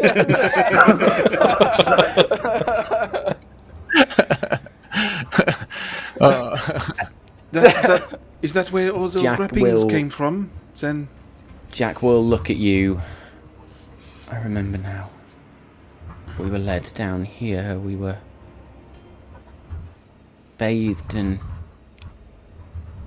I couldn't control what I was doing, and then we were led into a pit, a cave, and the creature came from nowhere, and the last thing I saw was Gus being wrapped in webs that glowed. Okay.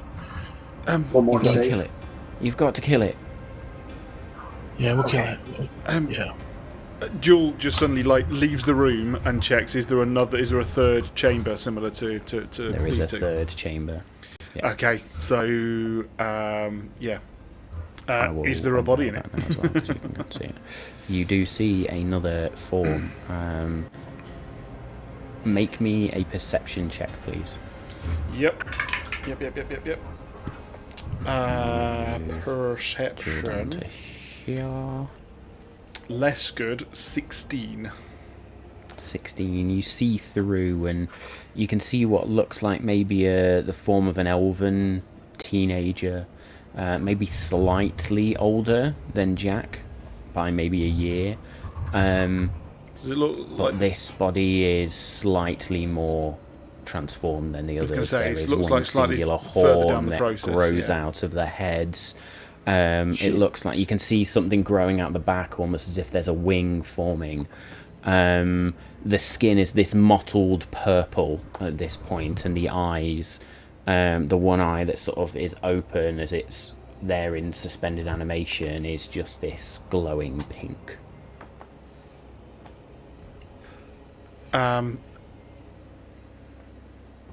Joel's going to look and go, I hope it is not too late. I hope I can still help. Can she try and... Well, can she just, again, check the door if it's locked, and if so, try and unlock it? Yeah, so I'll ask you to make me a sleight of hand check with your thieves' tools then, please, Yeah. as it is locked. Yep. It's another natural 20. Suck it, door. Jewel barely even glances at this lock, has just stared eyes on this elven transformed boy and just opens 28. the door. Just vroom, vroom, vroom, vroom. The glow and the intensity in this room is more than it was before. You can almost feel the waves of magic coming off this. It just sends your fur standing on end. Similarly to the first wall, because Joel only saw the first room. They don't seem conscious. Their eyes open, but otherwise there's The no eyes are response open, to me. but not seeing, yeah. Yeah. I'm sorry, I'm just double checking. I think I can do that again with the as a bonus action. I can use the ethereal hand. I will just Double check how many times I can do this. Oh, hang on. This can be a number of times equal to my proficiency bonus before requiring short rest to That's what I recharge. thought. So, my proficiency... Oh, yeah, You've so, only used it okay. once so far. Right, great. I will therefore try and use it again. And being a little closer, knowing what it was going to be before, just, again, try again. I'm closer, so I'm hoping that I can see better than through the door. I'll require a single sleight of hand check, please. Okay, single Do the bars sleight of and then hand. start to... It'll do. I say it'll do. Maybe it won't. A 15. 15, you manage to sort of slowly begin to unwrap. And when you get to where that wing is, just sort of, you bump over it slightly and the hand brushes against the metal of the cage, and there is a moment where you just feel a surge of energy and the hand just disappears. Okay.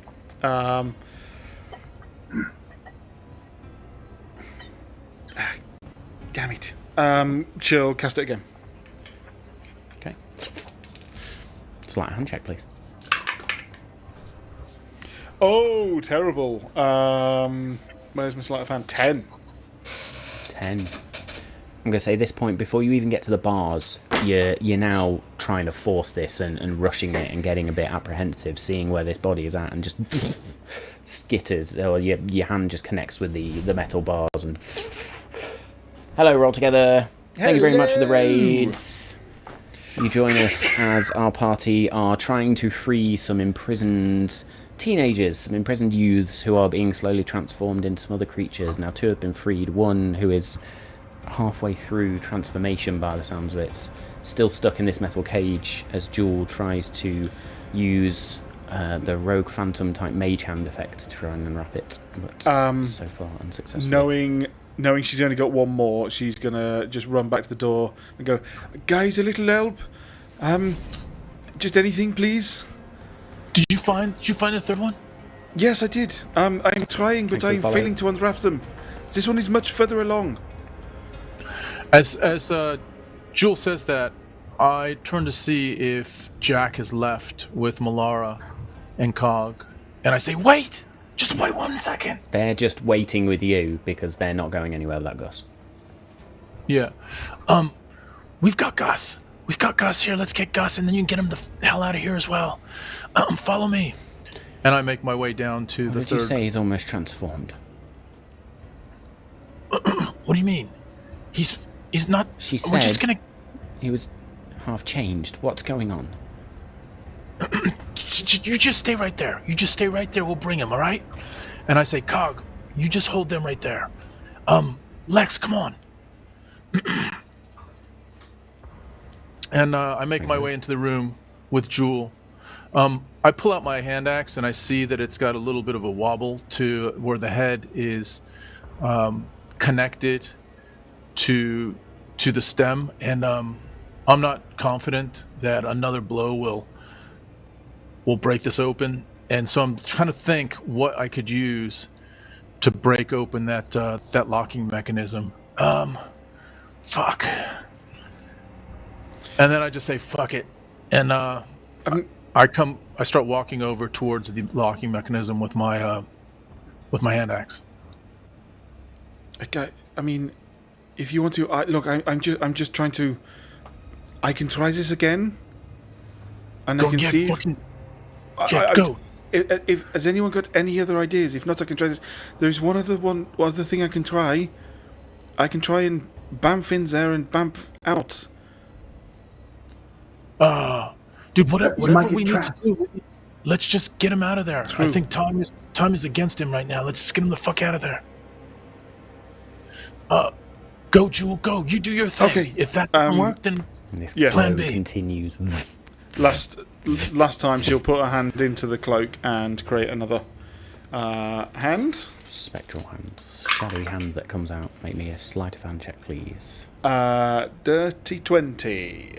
This yes. time, the hand, you managed to guide it through the cage bars and grab where that wrapping was before, now underneath Come the on, we can do small this. stump of a wing. Calm and down. just slowly begin to unwrap and unwrap and unwrap. And again, that sticky sort of webbing feeling on the hand that doesn't stick to the hand, and you drop the wrappings to the floor as this half elf, half something else now falls to the floor and slumps.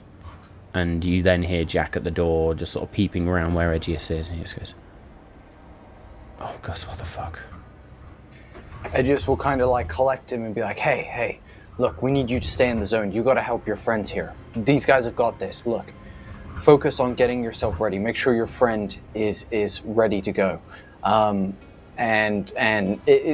the Dragonborn looking?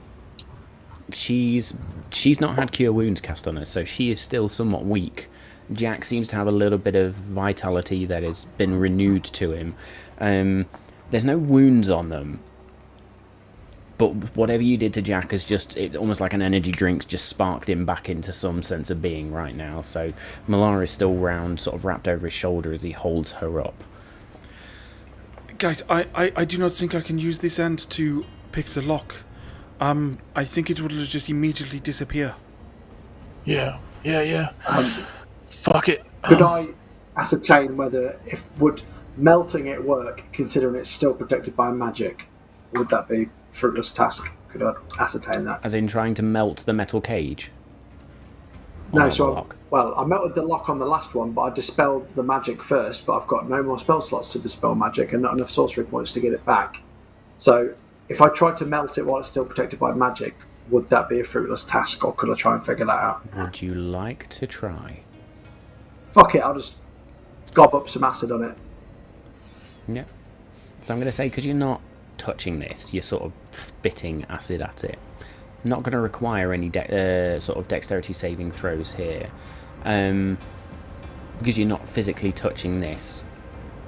Eventually you do burn through the lock. The cage door stays shut. But every time that acid hits, there is just this flash across the metal bars as you see those arcane bursts that would do you damage, potentially, were you touching it. Whilst he's doing that, if it takes a bit of time, and I've still got the hand up, Jules just going to gently go down and try and sort of tap him, sort of gently slap him on the face, just to try and wake this guy up. Gus, please, wake up. Are you with us? Please. Are you there? What's going on? Oh. Do you know yourself?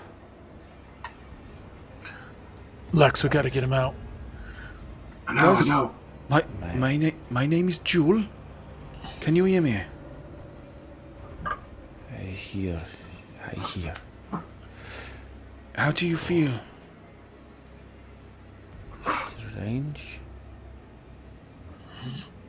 The world tastes different. Do you know your friends? What were their names? Friends. You had friends? Jack. Malara. Yes, that is it. Good. That's him. That's Gus. Alright, let's get him the fuck out of here. Lex, Is it possible to melt the bars to create a gap for him to leave, or is it like a force field where he wouldn't be able to get out anyway? I mean, you can... It will take a lot of time to try and melt through the bars to create an opening wide enough. I will say, to speed this up, you melt the lock and then melt the hinges and the door just... Nice. That's exactly what I was going to do. Now, Ed, Gus seemingly just sort of gets to his knees and then stands up. And as he stands up and exits out of this cage, he stands about 6.5 feet tall. There is a musculature to one side of his body that does not match the other. It's almost like it is just not a perfect split down the middle, but there is this half demonic shape to him, half elven as he was, half elven as he was before. Edgius will let Jack and the Dragonborn into the room, and then as he does, he will try and cast Cure Wounds on the Dragonborn female as she passes at first level.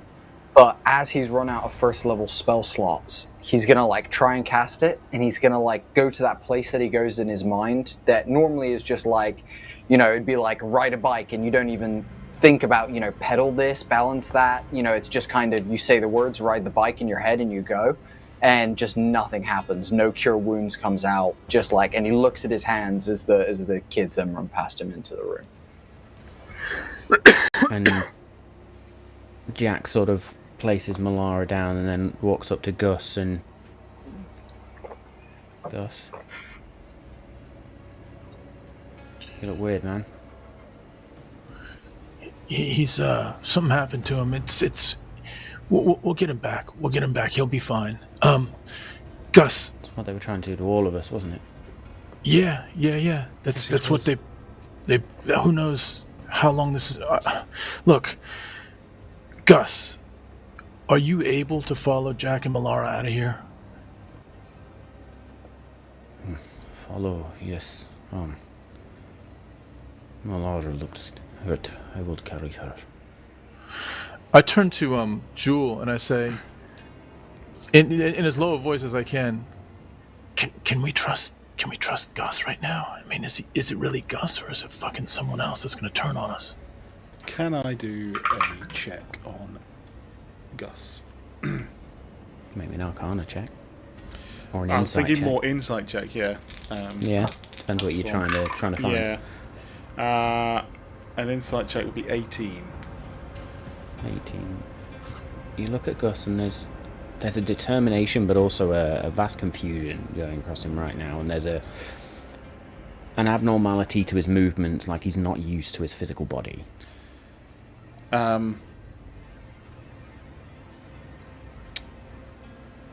She will say louder, more to the room. Gus, I believe we stopped the process before it got to your mind. Hopefully this is only partially your body at the moment. This is good for now. I am glad you are yourself. And then looks back at Cavan. Myself? Yeah, you're yourself. We aren't going to be able to fix you right now, Gus. But if we can all get you out of here with Jack and Malara, then you'll all be fine. We will find a way to get you all back to feeling normal.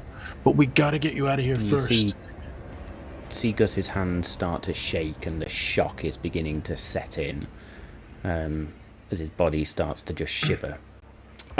Jewel will go straight up to him and go, Gus, you are fine. You are good. You are powerful. This is very good. I haven't changed. You are fine. You are still yourself. You are still yourself. You know your friends. You know them, and you are going to be fine. You have strength. Jack You at this can point draw. just sort of runs up and pull it together, dickhead. Malara needs you.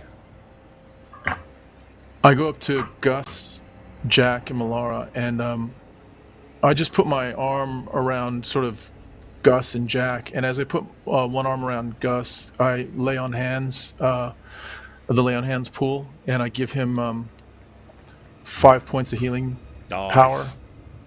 And I say, Gus, you got to pull it together right now and trust that we will take care of things here, and you, Jack, and Malara need to get your asses out of here. And if you can do that, then everything will sort itself out in the end. If you cannot do that, we can't help you. We've got to defend whatever the spinner is. We've got to face that, right? And your job is to get out of here with Jack and Melara. Let us do our job. You do your job. Can you do your job, Gus?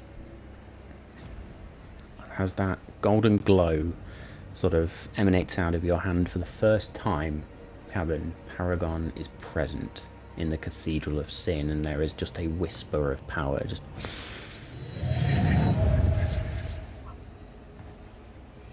nice one, Dave. Also, as Kevin says, we'll deal with the spinner. Jewel just behind him just goes, "Well,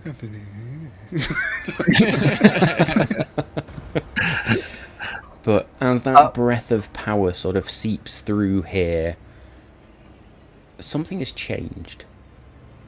And Gus sort of centers himself and looks at you, Kevin. Oh, we've got this. You kill these fucking priests. On it. Yeah.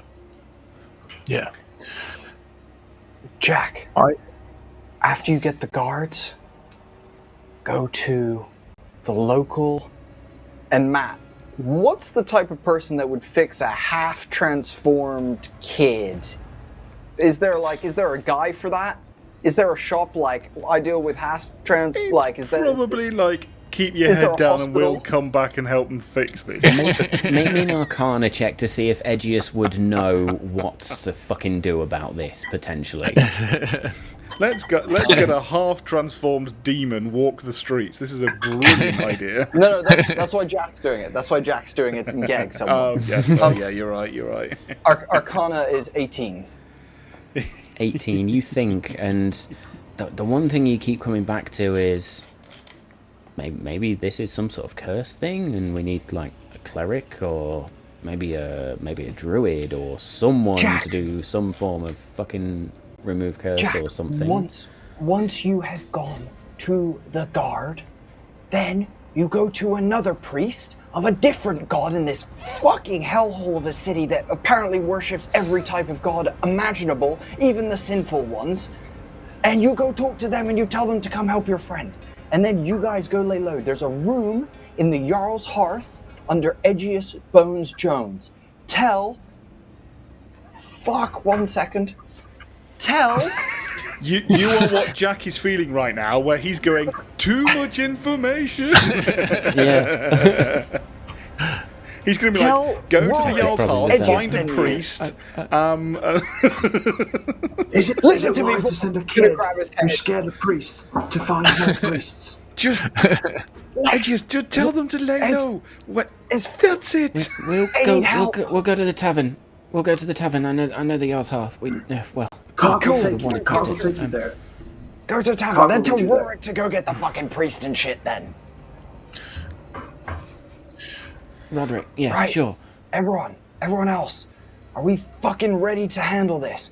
Gavin, are you feeling amply psyched after dealing with that? Lex, are you okay? You got some dark rings around your little snaky face there, Lex. Are you tired? Are you okay? I mean, I'm not bringing my A game, but we can do this. Okay. I will say in this moment then, as Cog, Jack, Melara, and the transformed Gus just disappear off as Cog sort of leads them out, and you can hear the whirring of Cog's mechanical arms and as they disappear into the nave and off, and you begin to collect yourselves in this room. I was just going to say, I'd just follow them, and as we get to that T-junction, I'd just go, Jack, was it down there they took you? And basically point you, the other way up the corridor. And Jack just sort of looks and... Yes, there's stairs. Okay.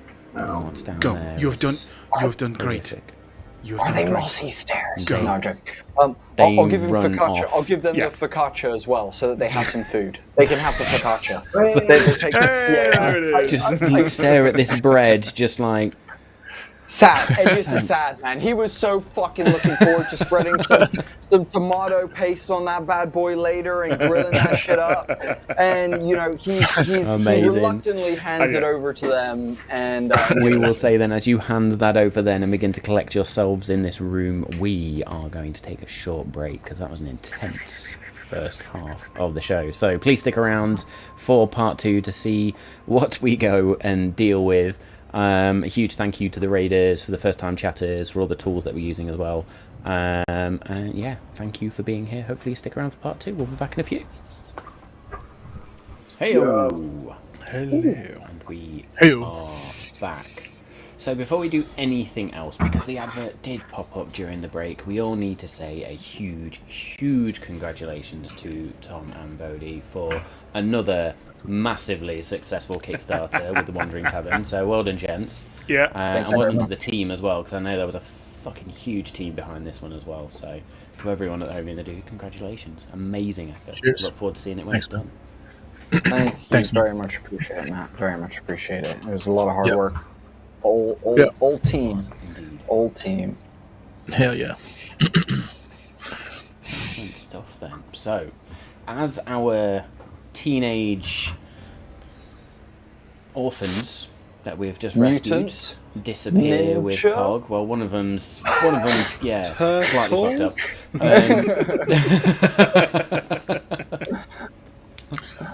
There's just a decrepit rat that comes crawling through the staff. I'm here to help you Leave my defeat the boys spinner. alone. Very good. Yes, you are now sort of focusing yourselves around what to do next. Jewel has asked Jack, sort of the leader, if you like, of these 3 teenagers now. Where was the spinner? Where is this spinner? And directed you towards the room where Edgius had previously investigated and found a stone staircase.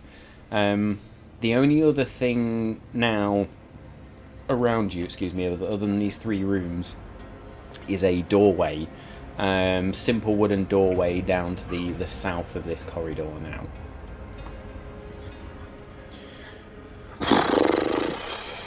Well, guys, I mean, what to do? I suppose we know of one thing we need to do, and shall we just go do it? There are probably a near infinite number of other things we need to do in the other rooms, but like I said, we start and we move on. What if there's more kids behind the door, though? What if they didn't know about any more kids that are being kept? Do you want to check it before we move straight out, or should we just head down the mossy staircase? I don't know. I'm just throwing thoughts out there. I will go check. Do whatever. Joel's gonna go to that door and check. Is it locked? Okay. As you go to check that door, the door handle wobbles a bit. You don't feel like this is locked. Make me a perception check, please. Quietly. It's a fucking mimic, isn't it?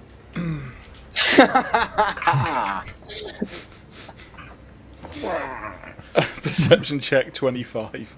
Fucking run for the As you stairs! sort of turn the handle and then listen at this door, you can hear almost another, not pulsing sound, but it's almost like a breathy sound. But even with just your perception, you've been around magic long enough now to... There is some form of spell or something going on somewhere beyond this door, and you can hear the sounds. There's almost like a quiet chanting to it as well. Doesn't sound like that. What'd you hear, Jewel? Jewel, I can hear you. I can see you putting your ear on the door. What'd you hear? I mean, like almost a wind chanting noise. It might be something magical. Do I check, or do we just go? No, we gotta check. I think, Jewel. Very well. We gotta check. Well, all of you, shut up. I know we've made a lot of noise already, but I'm now going to open the door. Jules going to open the door. Make me a stealth check to open this door quietly. Does Jewel get advantage because for the first time ever, Edgius is actually silent? I'll say that, yeah. Why not? Yeah, hey, I'll take it. I will take it. Thank you. Oh, Jesus Christ. 31. Wow. Holy moly. Definitely. Also, the hood goes Not up even on the that door knows it's been opened. There is no door. The mimic door didn't one. The even know it got door open. has its own campaign. Very good. Then, as you open this door, you're able to see the corridor beyond, which bends round to this corner, and then there is also another corridor that goes off this way. I was looking for the button to change on my keyboard. Like, is it F5 or F6? No, it's on the screen. 35, 40, 55, 60. You'll get your vision up to there. Where is that noise coming from? Probably further to the West. when I can get my. It's down this Okay, direction. all right. Is this standard dark? Is this standard like darkness? I'm gonna call it dim light because there's torches sort of dotted all over the place. Okay, cool. If Edgius stepped down with a dark vision of 120 feet, would I be able to see the end of the left corridor? Yes, you would. Okay. So that's 5, 10, 15, 20, 25. Edgius will very rudely push Jewel against the wall, but as we're doing it silently, look at Jewel, and as Jewel goes to say something, put a finger on her lips, and then just squeeze past Jewel into the hallway. How does the dude with no eyes have the best vision? Can we just talk about that? Magical sight. Where? Okay, she's pissed at you and then realised how to get back and just licks your finger. He puts a tail in your eye hole.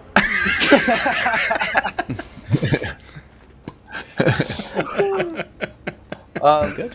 What are we doing now? I'll look down the corridor and be like, and then I'll start talking to Jewel in a sign language that neither of us have ever learned or practiced ever before, and be like,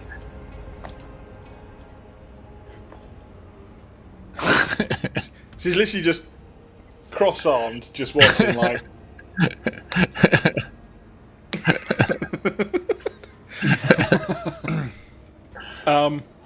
She'll then. Which is great for the podcast listeners, by the way. Yeah, that was fantastic, guys. I mean, you missed loads. Pivotal by plot physical point you just acting missed of there. various different and just I should have made like noises like It's so good. There There you was go. a There's variety the- of random hand Podcast, gestures that'd be there. great. Okay, we'll grab Edgius, pull him back into the corridor we were in, sort of back into the room, so that I don't have to close the door again, but we can keep quiet. Okay, more corridors. Do we go down them, or do we go where we meant to be going?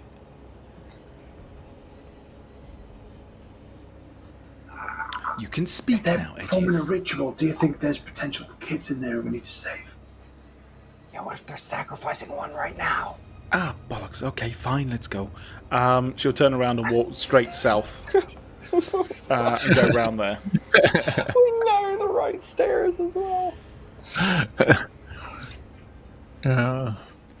Incredible. Deeper into the belly of the beast.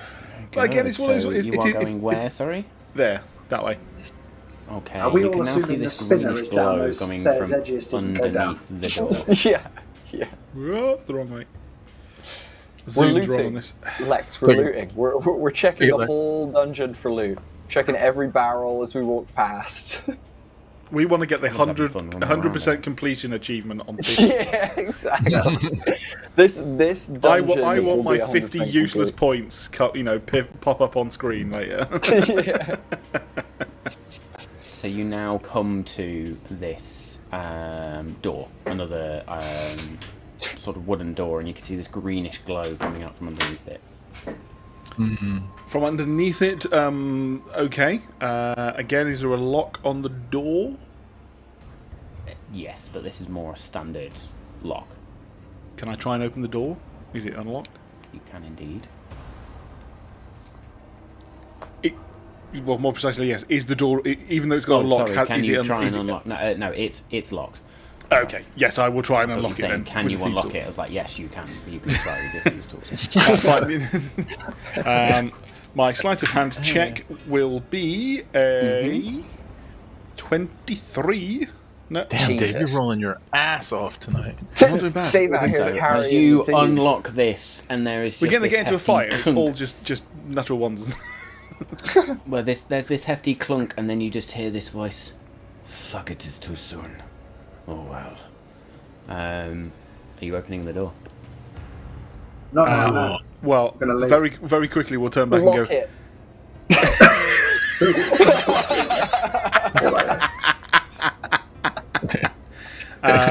Yeah, and go. Oh well. And then we'll just swing the door open. Hell yeah. Good. As you Hell swing the yeah. door open, you see a room filled with this pinkish green lights. Candygram! There is an individual stood there, and she, as it is a she, as I'm not playing around with fog there. Fuck it, wrong button. She appears half-orc in nature, but she too has these horns that bend out of her head, and she wears these dark robes, and you can see she was clearly casting a spell. The miasma and sort of arcane energy is still glowing in this giant spell circle, which is inscribed on the floor in what you can only assume is blood, and she is just going to turn to you. You interrupted my summoning. You were quicker than I thought, but oh well. Time for you As she to says perish that- here, I guess. And she says that I dash past Lex, Edgius, and Jewel and try to grapple her. 10, 15, 25. I'm not sure you've got the movement speed to do that, because it will cost you double movement to move through somebody else's square, effectively. If I dash as my so if I rage, You can't then dash, grapple, can you? I can with two act. Can I? If I'm raging, You've got 2 attack actions. I don't think you've got a attacks capability per with action. rage to Yeah, Yeah, you've got grapple 2 is an attacks per action. action. It's not a use grapple as an object action. action. Your bonus action is to rage, so yeah. I could say you Okay. can dash in there. how close can I get? With your dash, which is 80 feet. Yeah. 5, 10, Let me get right next to her. 15, 20, 25, 30, 35, 40, 45. Yeah, you can absolutely. You just run to there. As you just sort of throw your allies to the side and come face to face with her. Let's roll some initiative. Hey. 19. Oh. I'm gonna say that I had fuck's a sake. clock counting down for this particular one, and you've beat the clock. Oh, nice. I was gonna Because say, she's she's like, you were summoning quicker than Lilith I herself. thought. We fucked around for ages. How is this? She really thought we were fucking dumbasses. Long-ass If mate, ritual, this terrible. And, I got a nat 1. Oh, Jesus. Thanks for Yes, with coming. a nat 1. For a total of... For a total of 5. Big old 5. Lex. I got 19. Nice, Lex. Jewel. 23. 23. And Kevin. Dirty 20. Nice. Nice. Nice. So the order is then Jewel, Kevin, Lex, and Edgius bringing up the rear. So in this moment, then, as this individual goes, time for you to perish here. Jewel, what do you want to do? Kevin's already bomb burst up. Yeah, let's get my shit in order. Just checking what I can do in terms of bonus actions. Because there's some. I did send you your cheat sheet, by the way, so I don't know if you. Yes, Using that or not. that would be amazing right now. While I do that, It's okay. okay, I'm going to move up behind her, so like flanking with Cavern, and I need to put that somewhere. That'll do. That's not that. There we go. Too many windows. And that's going to pop up there as well, isn't it? No, it's not. All right. Okay, here we go. I'm just checking what any of the bonus actions are with what I've got. Do I actually have 2 weapon fighting now? Jesus Christ, have I missed that? You always had 2 weapon fighting. You have used it occasionally. I don't think I have. Where the hell does it say that? There, right there. Literally right there. Brilliant. So yeah, gonna go down there, so that'll be 15 feet. Very good. Flanking rules. And therefore will attack with the Dusk Dagger. What's the flanking rules? Is it +1? +2. +2. That's a natural 20. No. Oh my god. Yeah, nice. Jesus. That will do. Fucking Dave is on it tonight. Jesus. So, I mean, so that hits even if it is a 28.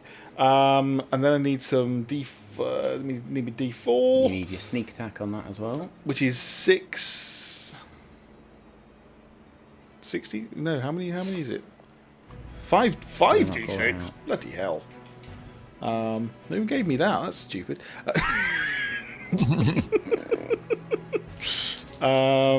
So that will be... That one nearly fell out. Yep, 5d6, right? Oh man, that's a lot of ones. Oh. Shut up. You've got 10d6 worth of fucking sneak attack damage here, there. That's a very good point. Bear with. I need to not redo that. I need to 16 times 2, 32 plus 4, 36 points of piercing damage. 36 points. And Is that a 1d8 everything already doubled, yeah. Yeah, that's everything already doubled. And 2d8. 12 points of psychic damage potentially, maybe. You did 2d8 there, yeah? I just doubled it. Yeah. Yeah, no, that's fine. Cool. Yeah. 12 points of additional psychic damage then as you stab into this individual then. Yeah, you manage to, in a single blow, just and almost strike across the abdomen as you cut across and loop behind them. Blood just sprays out in front of you, Cavan. This individual is bloodied in one hit.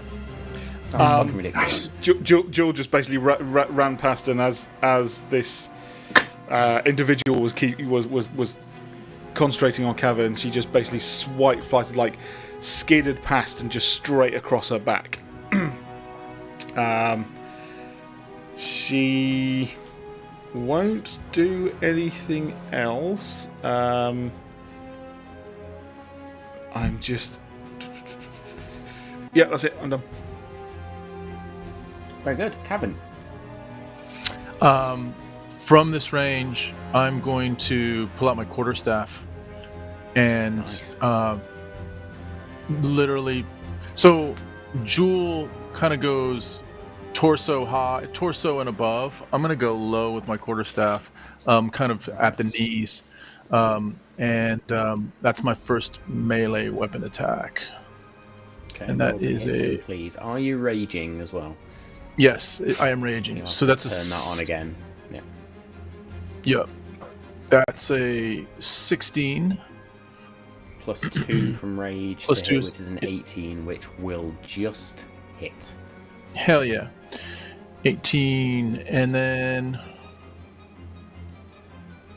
let's see.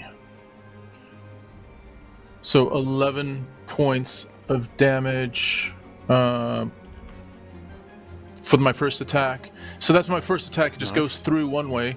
And then in my follow through, I use that full swing to follow through and bring it back the other way as well. And this time a little higher towards the waist area, the lower torso area. Roll to hit then, please. Yeah, boy. That's 24. Is that a nice? And quite shit, you're plus fucking. So that's 26 to hit. yeah, 26 to hit And another plus 11 points of damage. 11 points of damage.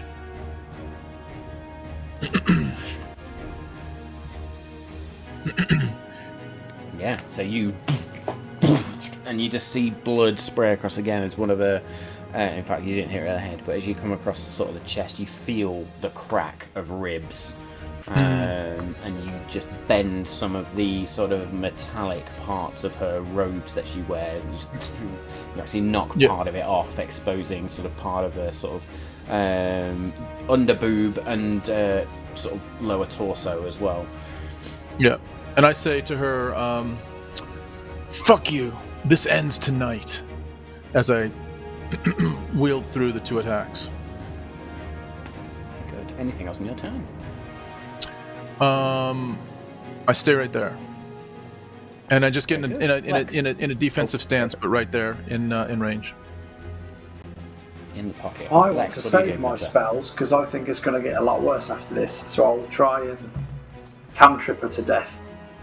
So on there. Very good. So You're I'll moving, move I'm in assuming. 5, Yeah. 10, 15, 20, 25, 30. And I will, as I sort of coming out, I'll kind of just do a palm strike, but what actually comes out is a poisonous mist that goes towards us. She has to do a con 17 saving throw, please.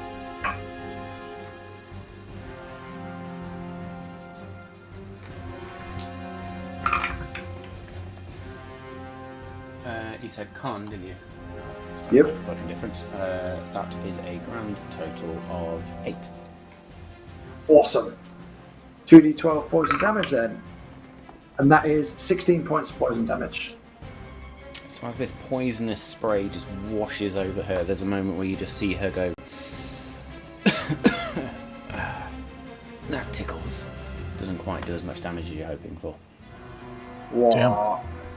God damn it.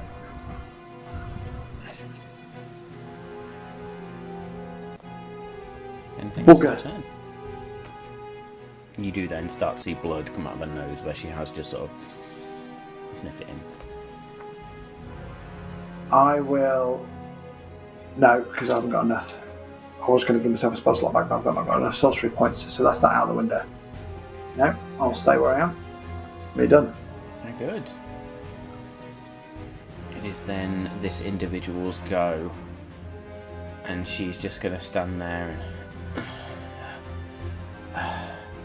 You're all very quick, but you're not quick enough. And she is just going to launch a spell down to the floor, creating a 20-foot radius sphere from her, basically, of this poisonous yellowish or yellow-green frog that is centered on her.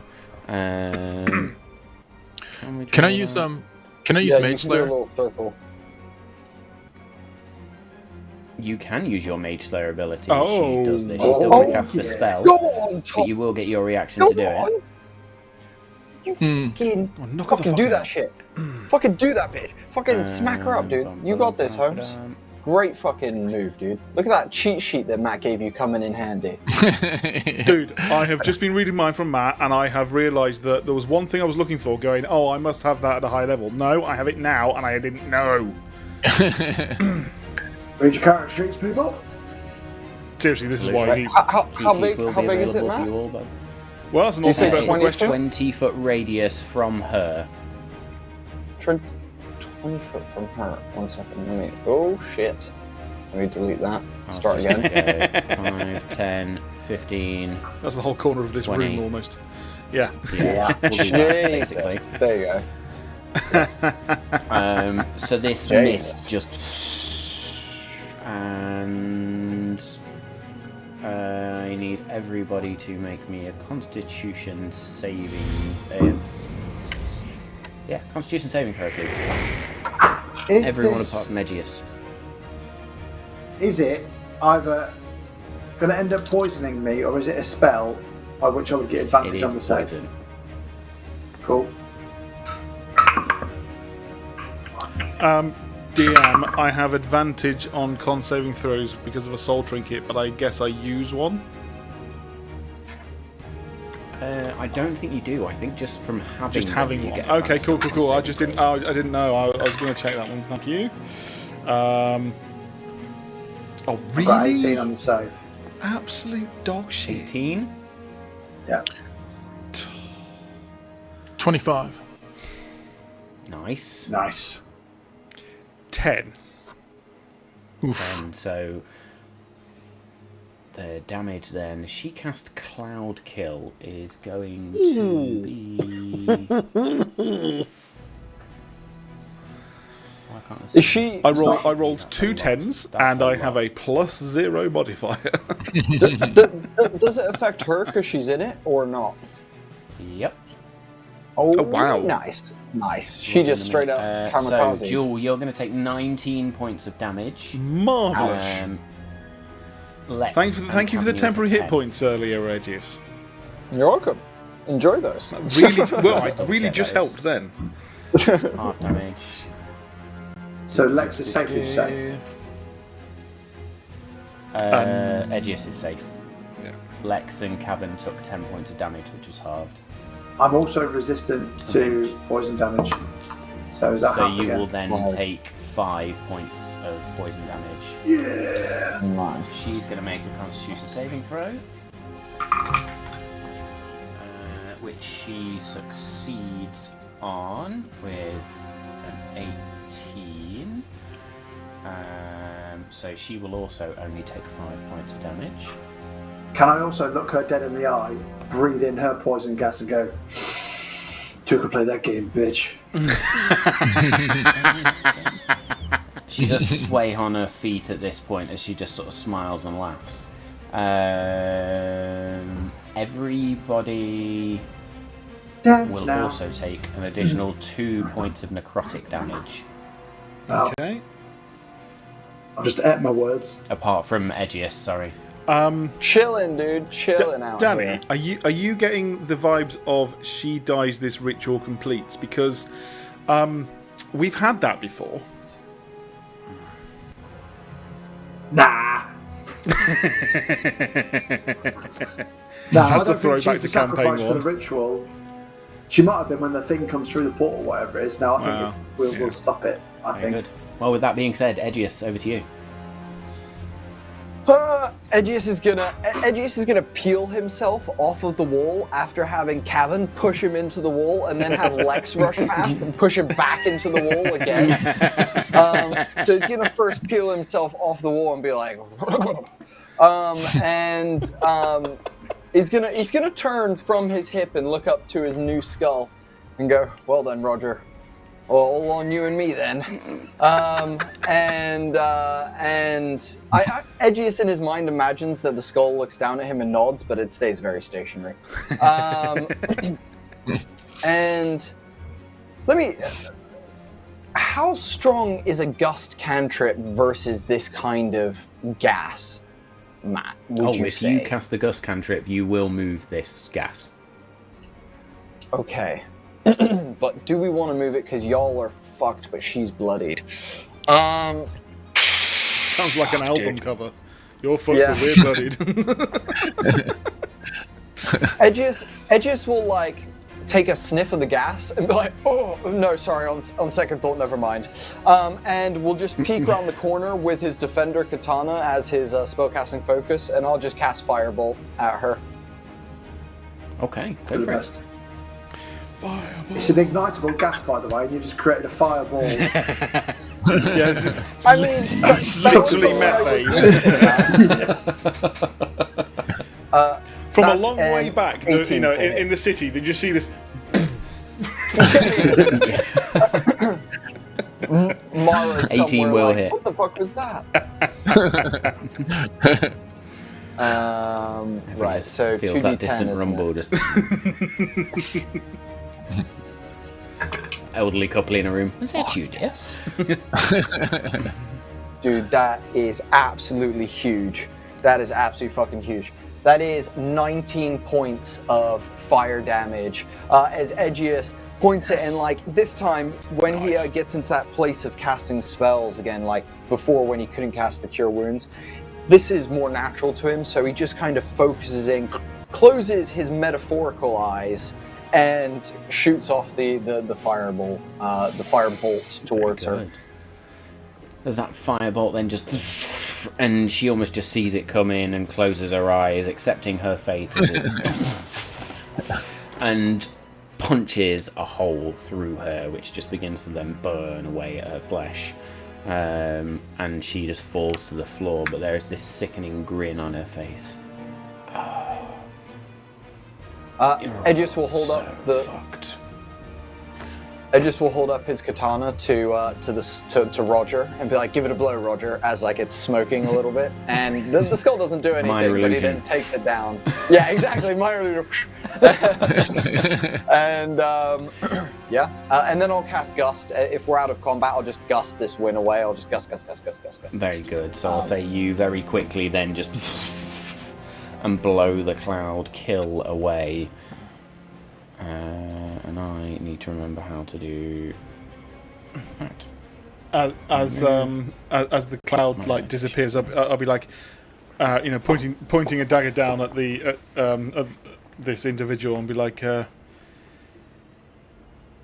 please do not turn into one of those things, please. Nice. The body is lifeless, bleeding, burning. What's happening with this ritual? And I will say this spell circle then just dissipates. All this miasma and strange magical fog just disappears. Yes. Can I start scuffing them with my boots and kind of scratching them to kind of almost disconnect the circle? Absolutely. Make them different things. Take a point of inspiration for that one. Nice. And if you've already got one, you may gift it to somebody else. I've already got one, so I'll give it to... I've already got one. Cavan. Nice one. Thank you. Which I really need to use. But yeah, it's a good one to remember. Is indeed. Nice, guys. Aegis will walk into the room. Nice. That was quick. That was efficient. I wish I could have given her a business card, because she would have appreciated how quick that work was. God. Yeah. But did you hear what she said? Like, I keep thinking we're... Yeah. Say, no, we have not been quiet. No. Somehow I keep coming to these points and thinking we're done, and then there's another element of there's more and worse. What, is there anything else in this room apart from the ritual circle that catches our eye?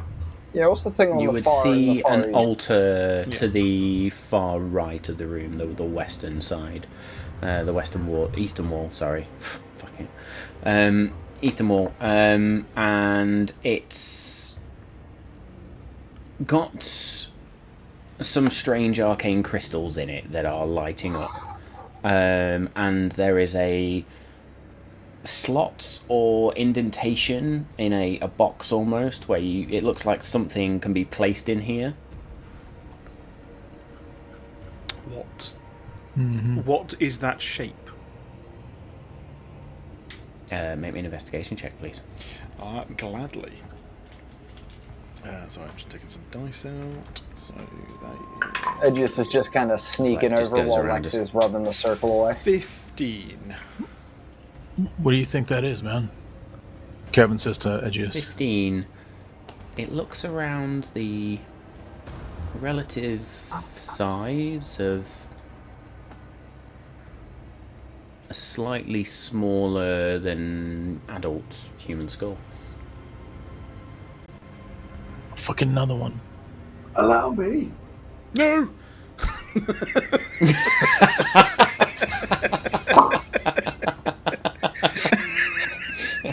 You're gonna switch my skull again. So I've got the gold skull, which is obviously going to fit in there. Oh, that's nice. a bad thing.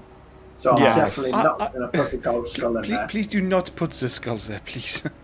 You don't think? What if it unlocks like ultimate glory, or like a lot of money, so that we can like live an easy life? after this, and we can just quit this. Fucking shit. Yes, Wow. Edgius. The rest They of have our been days. sitting on this skull and this altar and waiting for us to come along to win our fortune. It sounds I mean, the a other lot thing dumber is when you Mary put it like Jones. that, Jules. Are you Kevin. thinking the same thing I am? Which is like, those aren't adult-sized skulls. Those are kids, man. Either a kid with a big head or an adult with a small head. Yeah. Possibly Considering more what we like- saw in those other rooms, Or no. I think we all know what it probably was. So it's safe to say, me keeping this golden skull prevents them using it in whatever the fuck that is. So I gotta keep it. Creepy as it may, I would like you to actually keep hold of it for now. I say we go and deal with this spinner or whatever ever it was. Yeah. So, Yep. is the skull still on the plinth there? I've got it in No, back. the skull is in Lex's bag. I almost said Anders' bag Lex. then. That's how bad that was. Okay. Cool. Yep. Yeah. Let's introduce ourselves to the spinner and get the fuck out of here. I'm getting tired of this. All right. Sweet. So yeah, Good. we'll start heading back up, all the way up the path. So you exit out of this room and head up to the north then. Does and whatever you- the skull fits into look like it can be carried, DM? No, it's built. It's literally built into the altar. Fuck, Edgius is gonna fucking curse and Or then this table, leave. sorry. Oh, can I search the lady? Is there anything on the lady? You can search the lady. You find another amulet, I will say, and then make me an investigation check, please. An investigation check. I would be delighted to make an investigation check. Fuck yeah. That's a 22. 22. You find a keyring full of big, thick iron keys. Fuck. That would have been fucking useful. How many keys are on the how many keys are on the ring? Is it 3? 4 in total. 1 for the 4. door and 3 for the fucking. Yeah. Just- Edgius is gonna take the keys, fucking jingle it in her face, and be like, "Why?" and just drop them on the floor next to her. And then just yeah, I'll take the amulet and go. I bet they Very weren't even supposed to good. be on that character, and Matt just added it in to piss us off. Literally.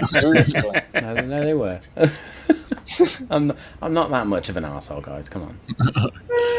Anyway, you all now enter into this room and see these burning torches, and like Edgius saw before, you stare at this corridor of stairs descending into darkness, if you like, that are covered with these little bits of sort of like webbing and covered also with moss. Fucking Okay. spinner. I can It's down guarantee there. this is going to be crap, horrible, and a terrible idea. Who's going first?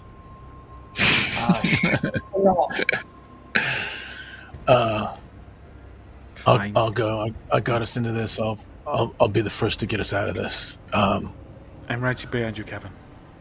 All right. So I start making my way down the stairs.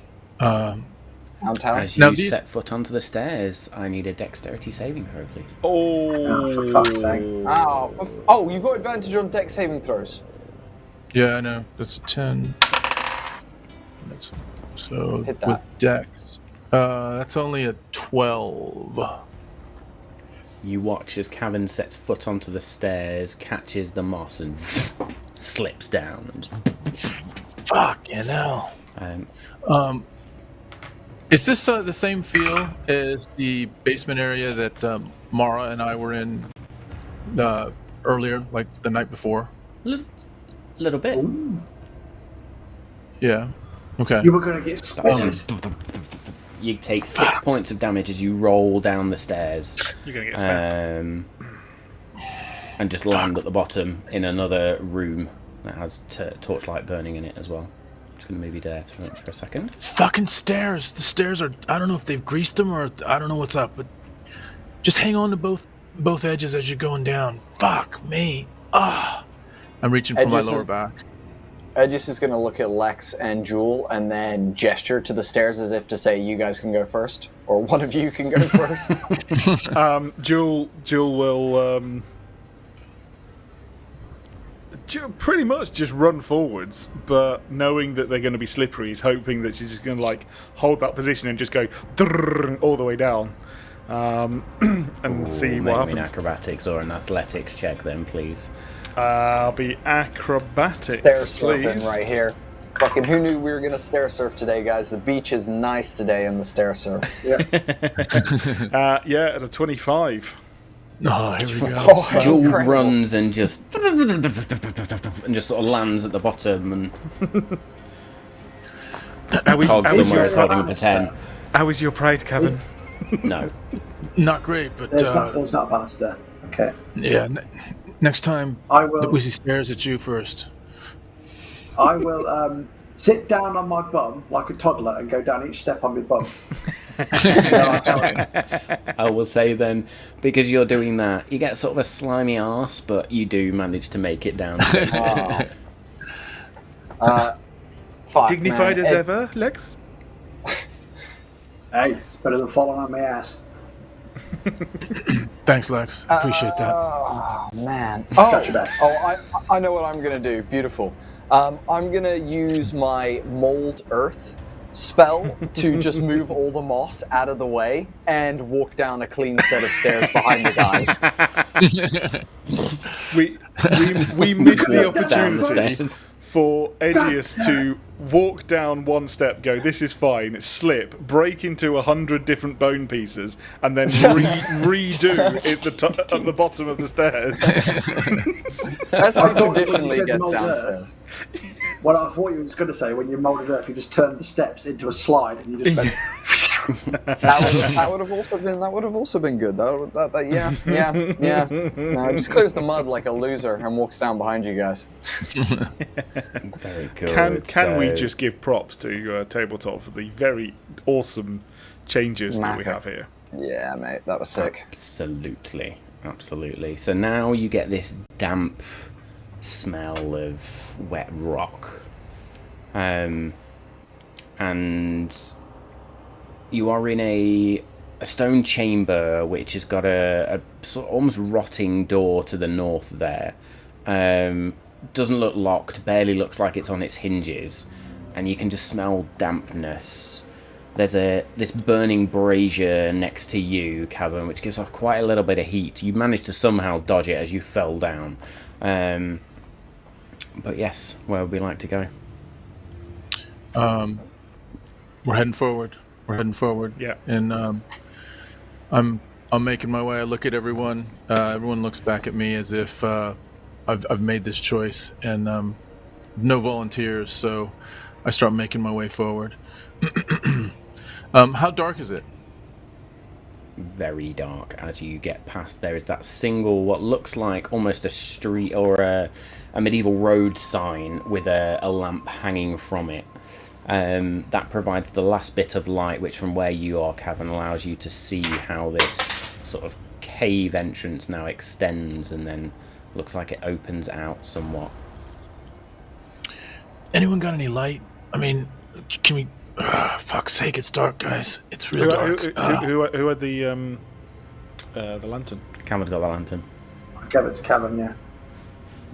All right, I take the lantern, and I'm leading the way, and just going deeper in. I'm in now. I'm just going deeper in. I know what my fate is, and I get to this little fork, and I can tell that there's an open space, and I turn around and I say, I'm not sure what's next, Edge, but here we go. And I step forward. Very good. So you step forward and the light from the lantern sort of echoes out a little bit. Sort of bounces off. I say, maybe let's hug the edge. I'm not sure, like, I don't know. When you say hug the edge, I hug Edgius, not knowing what you mean. You're so Indeed, warm, Lex, now Edgius, but also not because slimy, even though you look a little bit slimy. common Edgius, misconception. because you have superior dark vision down here. Yes. You get a little bit of a layout of this cavern, this cave, and in the center there is this sort of larger rock mound sort of thing that is covered in these webs, which you can just about see there. And do you know what? Shits and giggles, let's just fucking show the whole cave, shall we? Jules got 60 feet, but I know that Edgius has got 120, isn't he? So 120, baby. Give me that room. I'm looking with my hollow holes sounds and like I'm devil seeing sight. stuff. Oh no. As you do so, Oh, you just gonna see take him out. some two shadows for everyone else to individuals see. in the room who, as you all step through now, and they were almost sort of hiding there, and Edgius, your eyes pass over them, and as they do that, there's just these two sort of pink lights that light up as they begin to hold arcane energy in their hands, and then they look up and close their eyes, and you can just hear this arcane whisper. And you just begin to hear this, bollocks. and down from the Fuck me. ceiling this monstrosity just drops and on a single thread just lands, and you don't really hear it land, but you can just hear then the closing of the legs as it does land on the floor, and you come face to face with the sin No. spinner. Oh, And that, my what friends, the fuck? is where we are going to leave it for That this is fucking evening. nightmare fuel. Nightmare fuel. How are we feeling about this, guys? You know, we really raring for a brand new fight, you know, that's going to be totally easy. Totally It just rock in. goes- It just goes, why spiders? Why couldn't it have been follow the butterflies? And fucking stares at that Well fucking done. nasty Well bastard. done. mate. There we go. So, thank you very much for that, folks. Hopefully, that's given you enough fuel to go and shit the bed tonight. Yes, thank you to all my amazing players. What an episode. Lots more to do. So we will see where we pick up next week. Thank you again to the Raiders as well. A massive, massive shout out to Tabletop, which is the VTT we've been using tonight. Still a few gremlins in the system, but using their beta version, and I think it's gone pretty well. So yeah, a few sort of tech issues for some of the gents, but other than that, it's run very, very smoothly. So yes, thank you Roll Together for the raid. Thank you to the first time chatters. Thank you to the returning chatters as well. For anybody that's watching this after the fact, thank you for the support. If you're watching on YouTube, please follow and subscribe. If you're listening to us on the podcast, please make sure you're following on there as well. But look, this has been another fun one. There will be more to come next week, folks, as we continue our descent into the Cathedral of Sin and fight this Sin Spinner, which is a fully homebrew creature. So have fun with that. Nobody's going to be able to find the stats for this bugger. But yes, we've been the Malt and Magic crew. This has been episode 58 of Campaign 2. We love you all. Stay safe, and we will see you next time.